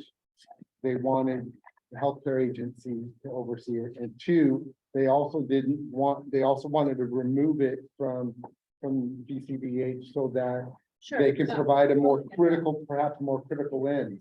Transparency. Independently and for transparency. Now, this is a really ignorant question, because this is No not such an thing. ignorant question, but when something's already been implemented, can you move more funds over to open up the scope of something, or can you only use the funds that were originally allotted? Well, here, are you talking about something at this level, community level, or are you talking about? Oh, I'm just independent- talking about the needs assessment that we're doing now. Okay, so, Because, I know Kristen talked about the budget that she has to work within, and right, I don't know, it just seems like, I'm hopeful that we're not doing a smaller needs assessment and engaging with less people in the community because of the budget that we have now. I don't think that's the case. Just based on the due diligence that was done at the beginning of the PRP process. And to Scott's point, Barry's made it clear that we can't modify or do anything with this because we've got designated funds to do a specific scope of work. But to your point, when you're talking about programs or things like that, when contracts come up for renewal with the department and they evaluate the fiscal and the chiefs of the divisions, they take a look at to the deliverables. And if they want to put more money into a specific place, that's the time that they do that. They increase the budget of that individual contract. We had questions about the contract and the scope, so it's on the table up there if you don't have it. And, Yeah. and it was a contract that was approved by the Board of Supervisors. Right. Elizabeth Stone. I just wanted to read several of the points that Liz, when she raised her hand after me, made was that funding is very directed, very specific. So this particular study is not within the purview of CEH, but all of that money that Scott's talking about, like it comes with directives from the state. So even like, so any, like even when the housing COC gets like, oh, this is housing funding, you can only build for these people Yep. this by, so all these millions of dollars are, it's pretty prescribed. Yeah. Thank you. It's very prescribed. Yeah. Got it. And Jennifer, we're all living and learning. There's no ignorant questions, so ask questions. Don't have a question. Question. I haven't read anything or heard much about the Jackson House. Could you just give us 2 sentences, what's happening there? It's moving forward. I believe they are open. They are and- open. They're Yeah, open. yeah, They're cutting, yeah. ribbon cutting like a year and a half. So it's been several months, and so I just thought everything's going well there. Yes, as yes. you would hope. Yeah, we had some community feedback about some problems that were happening and so I know Dr. Shipper worked with the provider right away, and I believe they were able to resolve those quick, so, yeah. Thank you. Michael, one more question. One more. Just a Cheryl. be a dumb question too, but the modernization of behavioral health that the governor's talking about, and that's what you're talking about, MSH. Yes. How we're gonna get educated more on that. Yeah. Yeah, I think one of the things that makes the county behavioral health system strong and of value to the community is we're a funding blender, right? So we can take we're a funding blender. So we can take a little bit of this money and a little bit of that money and a little bit of that money and then figure out what's the job that you want us to get done and blend it all together. So the governor's talking about reforming everything. Right. So CalAIM is all of the reforming of how Medi-Cal dollars comes to us. This particular project, he also wants to reform how MHSA dollars, the millionaires tax dollars, are used. And so, and like I said, that's not exactly all bad stuff that's happening. Yeah. Right, any other questions?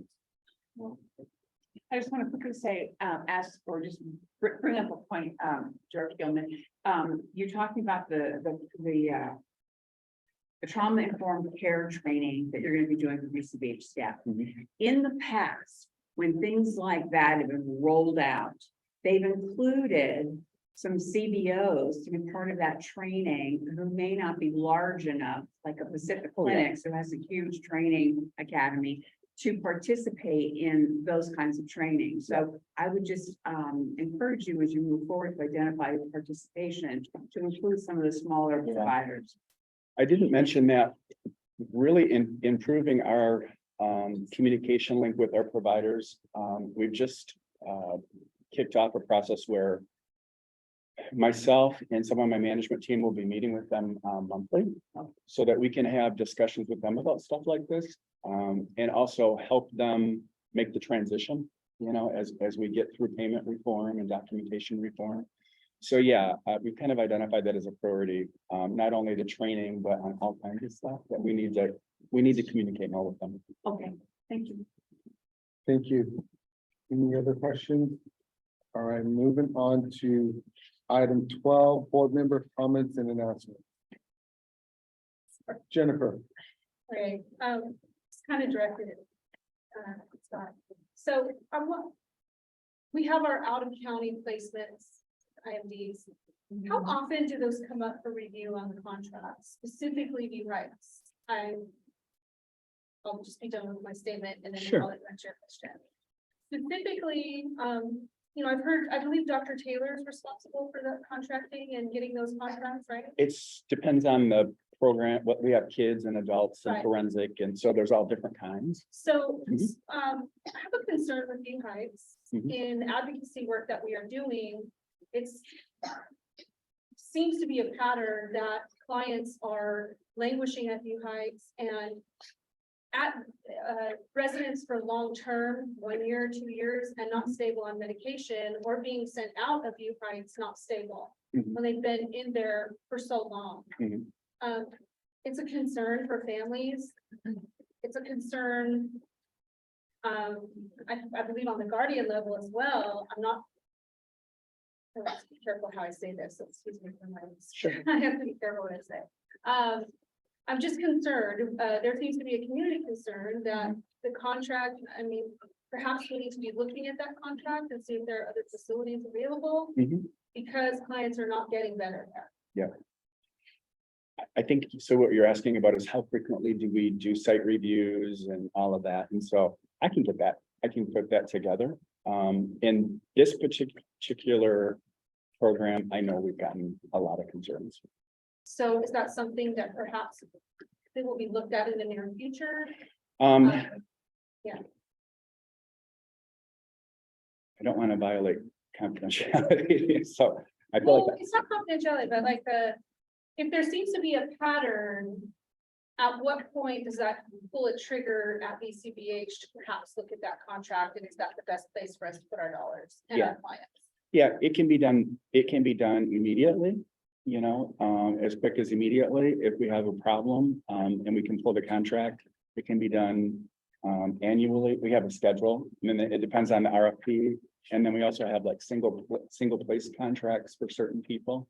And so I know this one, we've heard the concerns, about Yeah, this. and that there's more than, I mean, a pattern to me is, several, Mhm, so we're seeing a pattern, mhm. so I just wanted to mention it to you.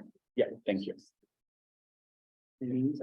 This is a follow-up to Jennifer's comment that might be applicable, but also, of course, so that's an out-of-county thing. Yes. And So as for our site visits, then since they have a contract with the county, are we allowed to make site visits if it's out of county, even when they have a contract, or only in county? We can see, we can see any, we can see, I've yeah. gone to Silmar. Yep, we can go out of county. So it's. site visits, I think As are long as great, it's- but that's not gonna really tell us. No, yeah, it's true. I don't know. Yeah. I just have some concerns about our out of county places. We can go out of county. Chris, Hi, yes, so, just when I was working on some of this, for Jerry's recognition, it got me to bring up some old emails. And he had mentioned in the past, he had outlined a series of questions for reports, to request to be CH, to kind of get more data as far as exactly this sort of, how many people are out of county, different, just different data sets. So I just wanted to mention that, and we had a commitment in the past, I believe it's from the previous assistant director. Yep. Their quarterly reports that could be Yep, generated. I think I did it 2 months ago, so Oh. so we're due, we're gonna do it quarterly. Oh, sounds good. Thank Yeah. you so much. Yep, so we'll have a list of all of the out of county, Thank you. Did you? Genevieve, Just wanted to make the announcement, so after 4 years, my BHAB's Indigenous Knowledge Conference is back. So it's gonna be May 26th at Oxnard College, 9 o'clock to 3:30, and I can send out an invitation. This year's theme is Welcome to Oaxaca, California. And if you're not familiar with the phrase Oaxaca, California, it is a description of the transnationalism that occurs between our Indigenous community from Oaxaca up through California. We've got confirmed as a keynote, Dr. Gaspar Salgado, who his keynote speech will be on defining Oaxaca, California. I know we have other, we're still confirming our speakers, but, speakers on mapping indigenous languages in Los Angeles County, for example, putting together a panel to address the anti-indigeneity comments from the Los Angeles City Council and how we can be better allies. So I'll send more information to this group, but I wanted to make that invitation May 26th at Oxnard College. thank you. Any other announcements or comments from the board? Elizabeth? Oh, Might just work out the email about the open house, the job fair, I'm sorry. Yes, this Saturday, and we can, we'll just email it to the whole Yeah, board. you know, all it makes it a lot easier. Thank Yep. you. and Jackie, I'll approve it. It's pre-approved. It's pretty, good, okay, great. I thought I put it in my packet, but it didn't get the big difference, so we'll send it out. Yeah, so just really, really briefly, even though this is part of our mini grant application, I just kind of want to give people a heads up whether we get funding through this or a different way or not. Find Friend Indeed, which is a peer-directed service and advocacy organization that I coordinate, is going to be offering a series of reading and study groups on something called the Power Threat Meaning Framework, which is really an alternative way of looking at people's experiences, kind of the social context of what happened to them, rather than kind of chemical imbalance, what's wrong with you, and really helps people look at how their behaviors and thoughts were a way to survive things that they've experienced either at a community or interpersonal level, and then restory that and heal from their trauma. So there's going to be like a peer group, but also a community member group. And just really would like to help get this alternative way of looking at people's distress and behaviors that others might find distressing, but are what kept the people alive. Just trying to get that alternative framework out into the community for more discussion. So Thank people you. for that. Thank you, Elizabeth. Any other board member comments or announcements? All right, moving on to secretary's report. Okay, thank you. I apologize to my fellow BHAB members, but I do have to leave at 3:20. So just letting you know that if it's a little disruptive. We now officially welcome James Espinoza and Diane McKay and Sergeant Pusey to the BHAB. We will have another, Supervisor Parvin's office will have one more applicant who is going to be on the Board of Supervisors agenda for approval. So once, if she is approved, then we will only have one BHAB opening, and that is in Supervisor Burrell's office, as well as the opening for a psychiatrist. So that will leave us almost full, which would be great.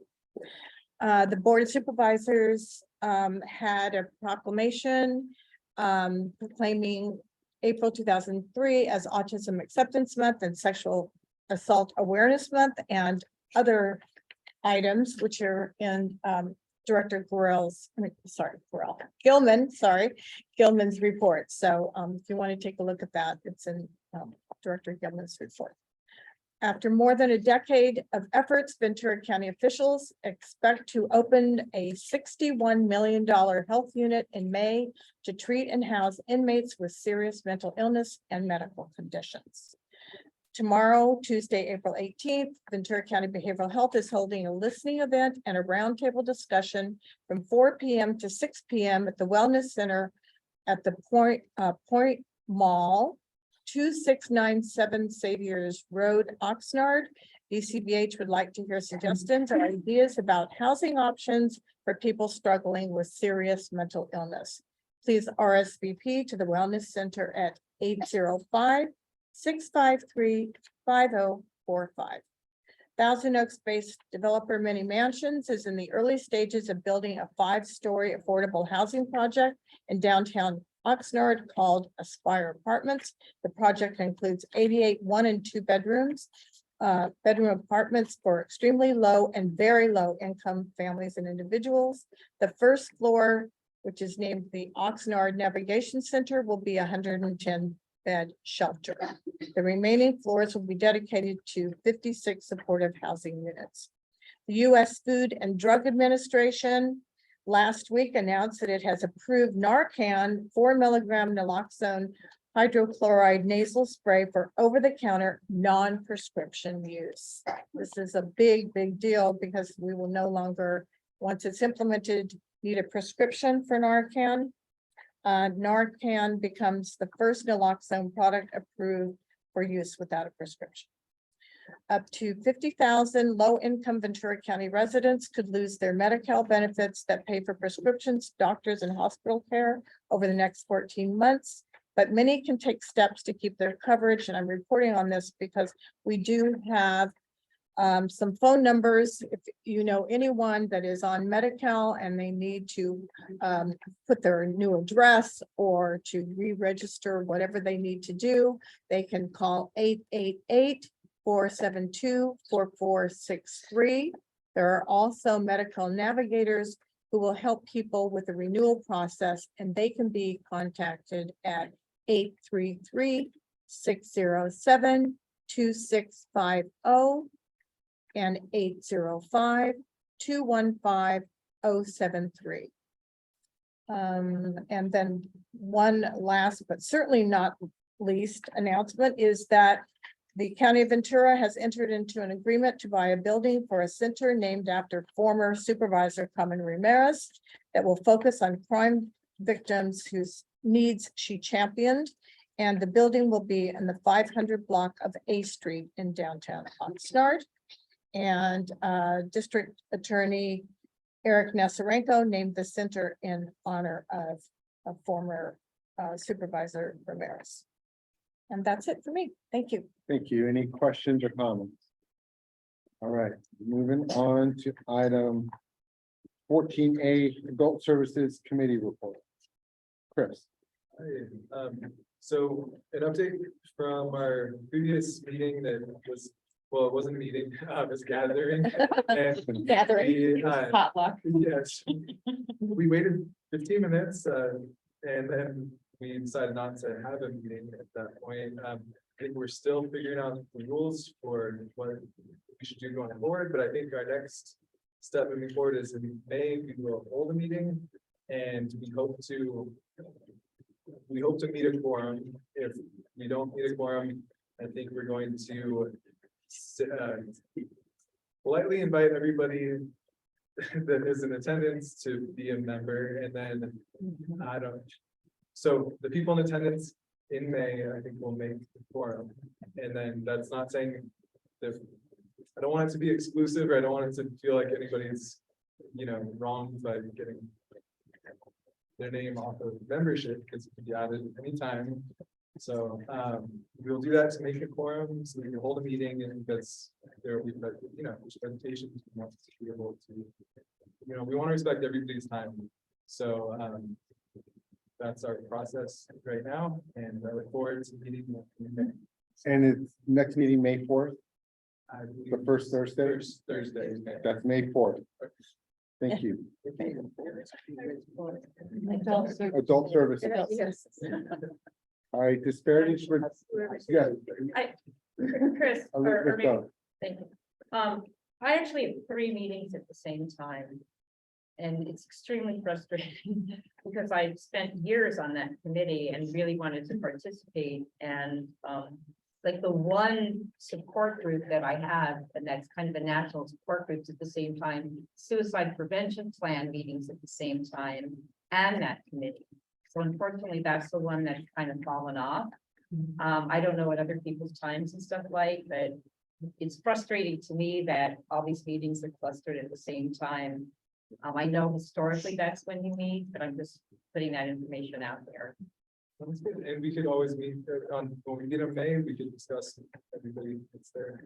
If, if we were able to change the time, and as well as with county staff, too. So we'll try to make it work for everybody. There's one.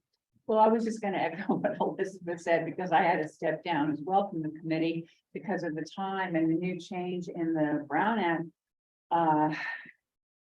attendance rules are tricky and hard to work with.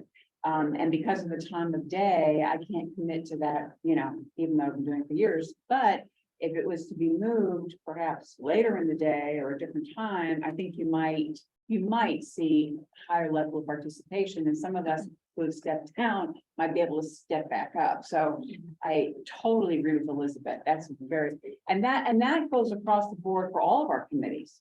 We had to do that with prevention at one point, and I think even with TAY. So I don't think anyone should ever think that the time, except maybe the BHAB general and the exec, but the other committee, they're not set in stone. So we should have some flexibility to move that around to accommodate, especially post-pandemic. That sounds good to me. Thank you. Yeah, sure. Thank you.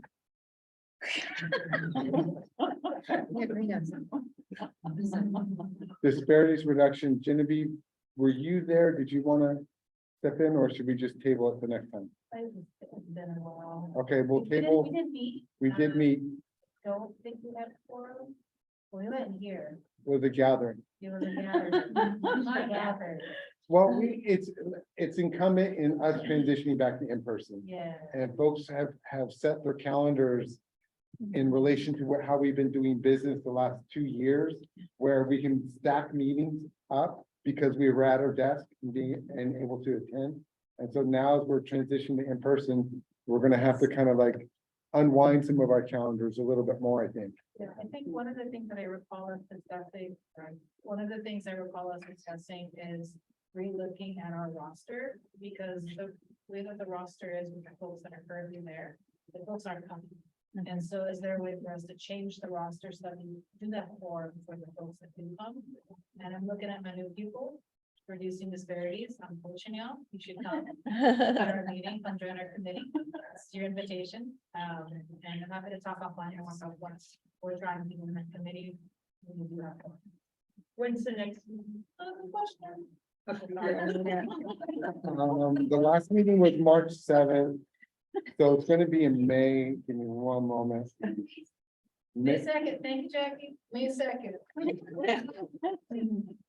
4:30. 4:30. Thank you, Jackie. Because All we right. talked about doing like an informal potluck, or, a really thing of doing to invite community members so that to kind of deformalize and make it more like a charla. Yeah. All right, Prevention Committee, Janice. Yes, okay, all right, I know thank you're you. almost out of here. Yeah, I know, that's fine. The prevention committee had an overview of a school-based prevention program entitled Be Nice. It was presented by Kat Lanting and Christy Buck, who's the executive director of the Mental Health Foundation, and she's the founder of Be Nice. The Be Nice program began in Michigan and garnered much success throughout the entire state. When adopted into schools, the Be Nice program assists students in changing their environment.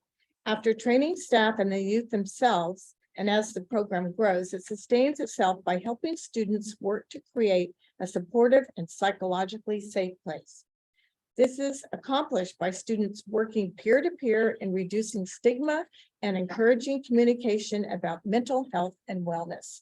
The stakeholder feedback that we received after the presentation to the prevention committee was extremely positive, and we are looking forward to seeing the Be Nice program implemented in Ventura County schools. And we're hoping to hear some news about that.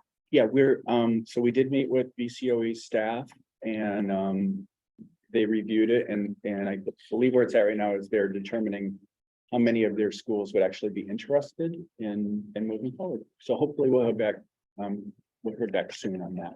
Okay, that's it for me. Thank you. Thank you. Youth and Family Services, Kevin. Yeah, we meet on the second week of the month at 10. We did have a quorum with a nice group. And I want to thank Cheryl Fox, the division chief for youth and families, always comes and is always generous in the time. I want to invite you into our next one, which is within June, because we've got a couple items on the agenda that we're going to have a presentation about the Pediatric Mental Health Collaborative in the county. It's a group that's being bigger, reading itself. We're going to get a report on that. And then also, this is more just, we're getting started on this, but one of the conversation points that came up in our community, this is kind of through the lens of, again, trying to ensure access and good access and right is referrals to UCLA, particularly for young people, which is a real important resource out of the county, but an important resource for a lot of families. And I'm not an expert in this, but I'll frame it this way: is that there's some barriers that come up with sort of funding and just sort of in the referral system. And so as a committee, we thought it'd be really nice to take that on and invite some people both from UCLA and even Bill Coast and some other bodies and see if we can maybe try and break down some of those barriers. Please come for June. June 14th is the next meeting. That's the second Wednesday at 10 a.m. right here in prevention. I believe the next meeting will be May 9th at 3:15. Correct. Yep. Come one, come all. I don't know who had their hands up first, so, I didn't have my hands up. okay, Elizabeth. I just, the TAPE committee was, scheduled to meet this Wednesday, but I'm going up to Sacramento to participate in the, statewide planning council meeting. So I, canceled the meeting and, the notice was sent out Friday, but I just kind of want to verbally remind people. There's also, and I'm gonna send out a follow-up flyer, because there's some other things that are going on that I encourage people to participate in, and I would just want to get some direction about if I have to wait 2 months for rescheduling and things like that, so. But I just kind of want to make that announcement. I'll be up in Sacramento all week. Okay. Thank you. I'll be up there as well, but for Friday and Saturday. Oh, for them. I have a quick question for Pat. Oh, no. Sure, please. You said pediatric something collaborative. I didn't get the name of that. Mental health collaborative. Okay, and then just real quick, and this may be what you were talking about in terms of inviting Gold Coast and having folks from UCLA, referring to UCLA. Does UCLA take Medicare? I don't know that answer. That's Yeah, because that would be the issue, right? we're trying to get Yeah. clarity on that. Okay. Talking to other committee No, members. they took it from Ventura County, LA County, is what we were told, but not Ventura County. Ah. Oh. Okay, thank you. So they're not the local provider network. That's what we're gonna look at. That may not This be came in from some of the psychologists in the room that were sort of asking the question. So what are the services that UCLA provides that people feel the need to go there, like an I think it's specialized care is kind of the way it was framed in the room. And some hospitalizations. I'm sorry? Some hospitalization. Yeah, but more specialized, yeah.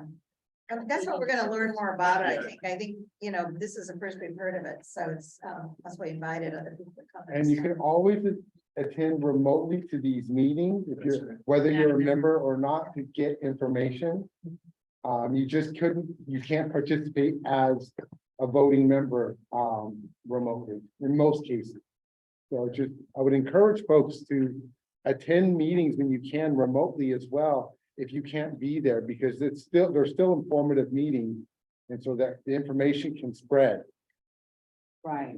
One of the- Actually, Jennifer had a question. It's off topic. No, So I just wanted to circle back real quick. A lot of folks go to UCLA because there are pediatric beds there, but it's a teaching hospital. So they're up to date on the latest advances that are happening across the board. I have a lot of friends, unfortunately, that have gone there for cancer treatments, and they drive all the way there because they're on the cutting edge of a lot of what's happening. So I imagine that would apply to specialty care as well, you know, mental health. So it makes sense to me when I have a friend who had a son that was in their pediatric program, and because you can't find them, there aren't a lot of them around, so it makes sense to me why they do. Jennifer, then Chris. Chair, is it possible that our first agenda item next time would be, you know, Bunsen information? It's We will super move it important. up again. We had it, no, it can't be number one, but we can have No. high up our last gathering, we had it high up, we got to it. Well, I want to support I'm interested in hearing what she and Rattan had to, Well, look here's- at research, I- and then I have a lot to add to it. Right, and I appreciate that. Here's what I would like you to do. You all have received the attachments of the documentation that I did. And if you go to the website, you can click on the presentation that I made in March. Where the hell are we? March? Yeah. Was that March? It was March. I don't know. It was like- And you'll be able to see what I've shared. Unfortunately, it went long, and Rattan was out of town, with a family emergency, and he's not here today because he's not a member, but it's not here today because of a family thing.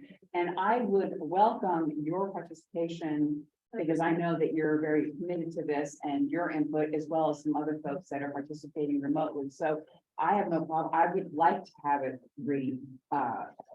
revisited at our next meeting. I was gonna say that, but you jumped. You right. beat me to the punch. Especially because we've got to have the 3-year plan that MHSA is gonna be posting. So I wanted to give them time. Chris. My question just goes back to this pediatric mental health collaboration. Is it only limited to pediatric expansion from LA to Ventura County, or could it also include adult services Well, that are? you know, that was just brought up by someone at the meeting, and it wasn't, we didn't go into any detail. I think it's just pediatric focus, so, just in our company. This is sort of a separate thing from the UCLA thing. So they're just starting it again. It's hard for me to hear, so I'm not sure if it's interpreter can hear you. So it's really new, so that's why they're gonna come in, give us more information. Part of it is in conjunction with CMH, I think, with their residency program. And they are gonna be having psychiatry, so I think part of that may be coming to that. And so essentially is that there's going to be more information given at the committee meeting, and that it's focused on pediatric and hospitalization, and that essentially it was just that topic was brought up at the last adult, the Youth and Family Services Committee meeting. And so they're going to learn more about it on June 14th. All right, anybody else? Okay, moving on to ombudsman. I apologize. Okay, we're doing drinks later. It's not a problem. We are? Whoa, anyways, that was a question, by the way, if anyone mistook that. Oh, yeah, you guys, come on. I'm kind of light in the mood. Exactly, you know. And so I will put it high up on the agenda for next time, and I apologize. No, it's okay. I'm not taking it personally. Site visit resumptions, please, if if you interested, I think there's 2 in the pipeline, but, contact myself and Jackie and we'll get you the protocol and the other forms. Any questions? Okay, and then new business, we need to officially announce the opening of the 30-day public comments period on Mental Health Services Act annual update fiscal year 2022-2023 from April 17th to May 15th. Is Hillary still here? I'm still here. Real briefly. Sorry, Hillary. No worries. Thank you. I appreciate it. It's very quick. The 3-year plan and the annual update are posted at the vcbh.org website. The 3-year plan is our projection for the next 3 years of what we're looking to do. The annual update is the final update for the last 3-year plan. So both of those are together in one document. And we're open now for the next 30 days. Give us your feedback, give us any questions, concerns, all the above. You can email us at mhsa@ventura.org. And we'll take it all in, we'll make adjustments. We are still in the process of getting it copy edited. So you may find some formatting or some typos here and there. Hopefully not, we've been through it twice, but it's getting professionally edited as we speak. So it's about halfway there. And so for the next 30 days, we'll be finishing that up. And in May, I'm hopeful that you'll have some time on the agenda and we'll walk you through what that looks like. Your board generally uses this document, for the next 3 years to kind of let us know how we're doing and where we're not doing what we said we would do and all that jazz. So we're in the process now of just kind of finalizing it, and then it'll go through the approval process through the Board of Supervisors. So it's posted now. Let us know your thoughts, questions, concerns, and then we'll give you some more detail in a brief presentation next month. Thank you, Elizabeth Stone. Nothing personal, okay? I really object to this. We switched to this format of somehow folding in the review of this major source of funding to like a few minutes in this meeting for kind of 2 reasons. One of them was COVID and one was the kind of tension between the department and the previous leadership of this board. This does not meet the intention, again, nothing personal, it's procedural. This does not meet the intention of the Mental Health Services Act, right? There is supposed to be robust community involvement. There's supposed to be a separate standalone meeting for community members. Who are the community? They are not here, right? The community needs to have an opening of this. I'm sorry, close your mouth, Hillary. The community needs to have an opening of this plan outside of work hours with complete translation, because there's members back there that need translation as well, right? To really understand the roadmap for the next 3 years of these millions and millions and millions of dollars, and then open comment after we've been briefed and the community's been educated and has a chance to really review it, think through it, communicate among themselves and respond to the department. So, and that's really that's enshrined in the law. That's really how this is set out. That's how other counties do it. It's how we had done it before. So, I just really, it's totally insufficient to have the public hearing on the last day within this meeting. And I really hope that there's some modification very soon, that the department sets up a community meeting after hours with full translation. And it also needs to include more than just Spanish language, because we know there's other, this is meant to be community driven, specifically more than anything else. So we're back in person. Let's get the community back in here. Thank you. So you guys can make that change. The public hearing has to happen at the BHAB. So I don't have control over when you guys are meeting and how you want to set that up. You're more than welcome to have the public hearing next month in the evening with translation. We are advertising, however, May 17th at 1 o'clock. That's being posted and advertised in the newspapers and online. This is actually the culmination of the community planning process. So the time for input on that process is functionally closed. That's why we've been here kind of every month, giving you updates on where we're at and what's happening and where you can provide your feedback.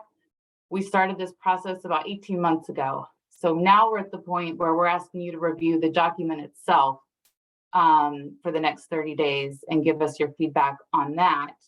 And if, again, if you'd like to make changes to how you're doing the public hearing, that is a function of the Behavioral Health Advisory Board. So I don't have the authority to make those changes, but you guys do if you want to. But we do need to know that kind of like very soon, because we're sending out our press release and posting stuff in all the local newspapers. Nancy. Thank you, Hillary. Nancy. I'm wondering if we should revisit this in a new way when we talk about MHSA 101. There are some new rules around how that's all going to work. And maybe we can develop a process in that area to review it better. I've fussed about this for a long time. Well, we've tried a lot of different things on this board. I'm trying to review the programs. And it's still, there's so much involved that it's almost impossible, honestly. I mean, because that's not our full-time job. So we need to be able to do some summaries and understand better. This pot of money goes here, this goes to that kind of, endeavor. And I think we can revisit this again as we review what you talked about. What the governor's planning to do is radically different. And so that's one thing. So we need to, and it's already changed somewhat. The focus, and that wasn't any, that was just a decree and it was the way it was. So I do think it would be good to have a further discussion. In this particular case, needing to be, I think we all just need to do our due diligence, do what we can in reviewing this document and comment or not. And the last couple of years, it's just been a rubber stamp, yes, send it on, whatever, but we can revisit this and we should. Did you have something? Yeah. Continue. Yeah, absolutely. And like Hillary said, it's up to this board how you want. And I've seen it work differently in different communities. The community that I just came from had a whole separate MHSA steering committee. And the reason they did that is they found out that it was taking up so much time of the regular board and it was 20% of the funding, 30% of the funding, that they weren't ever getting to, the Medi-Cal and the other stuff. So they decided to spin it off.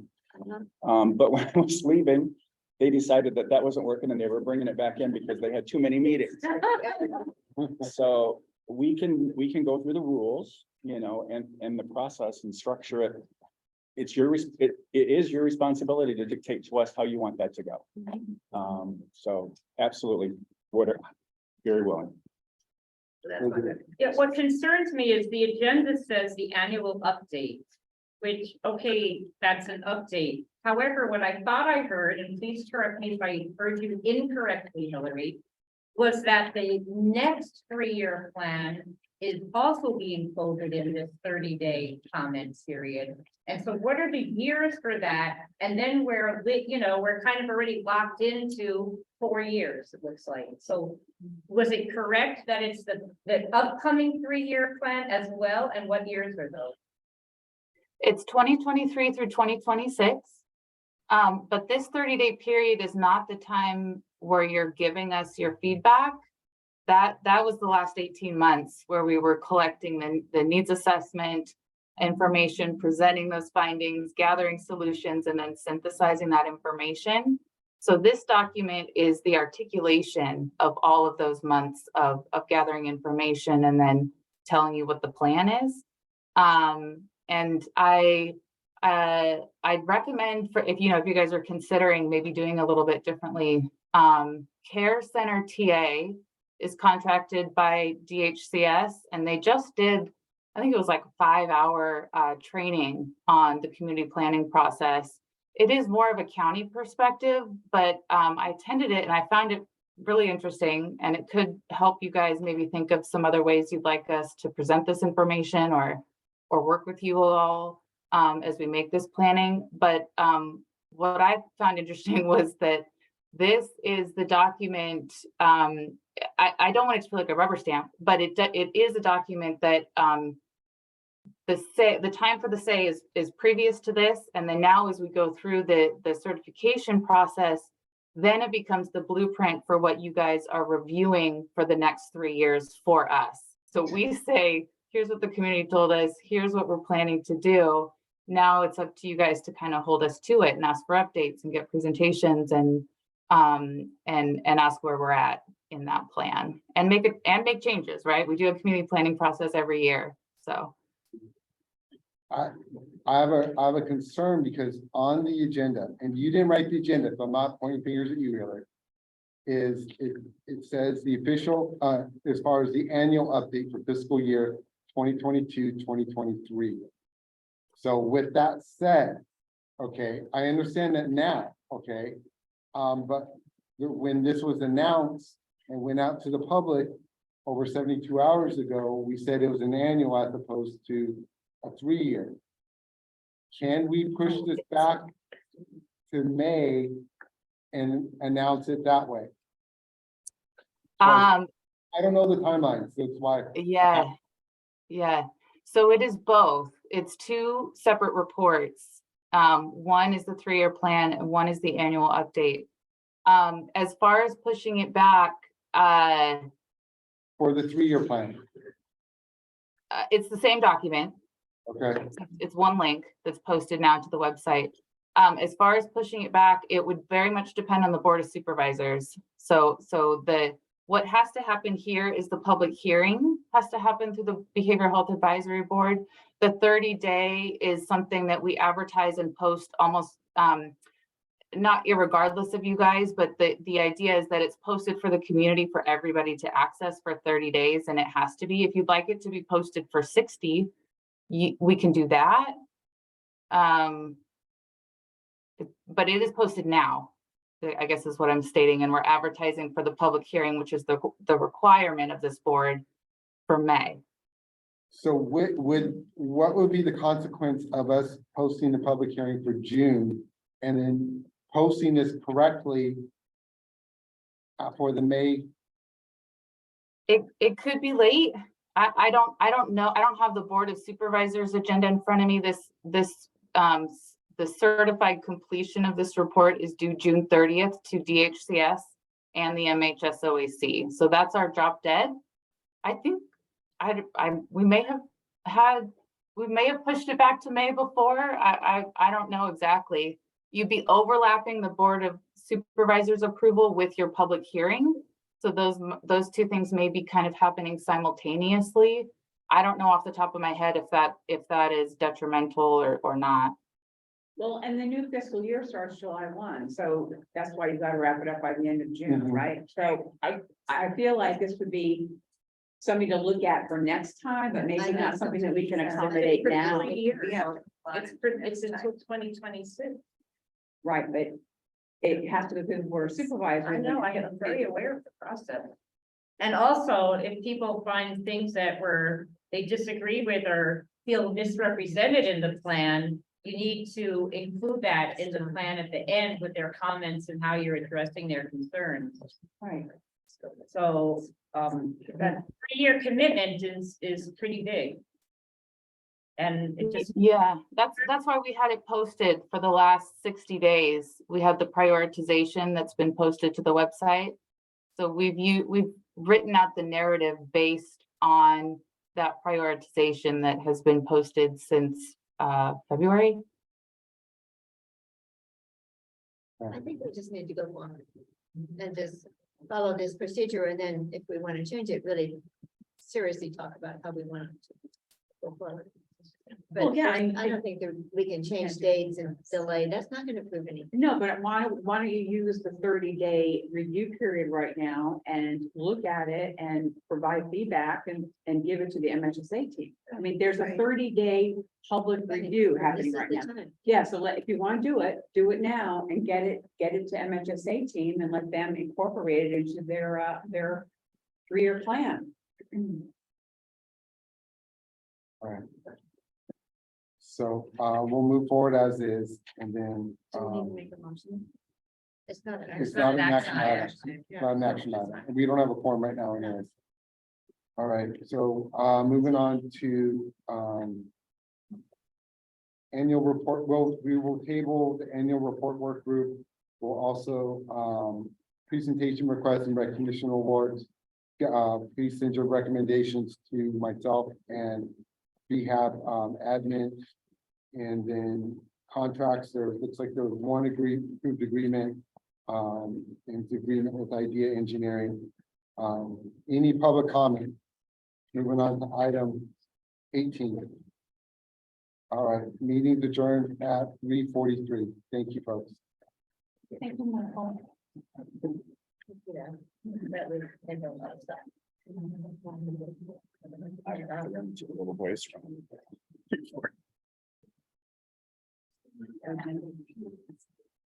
We need somebody.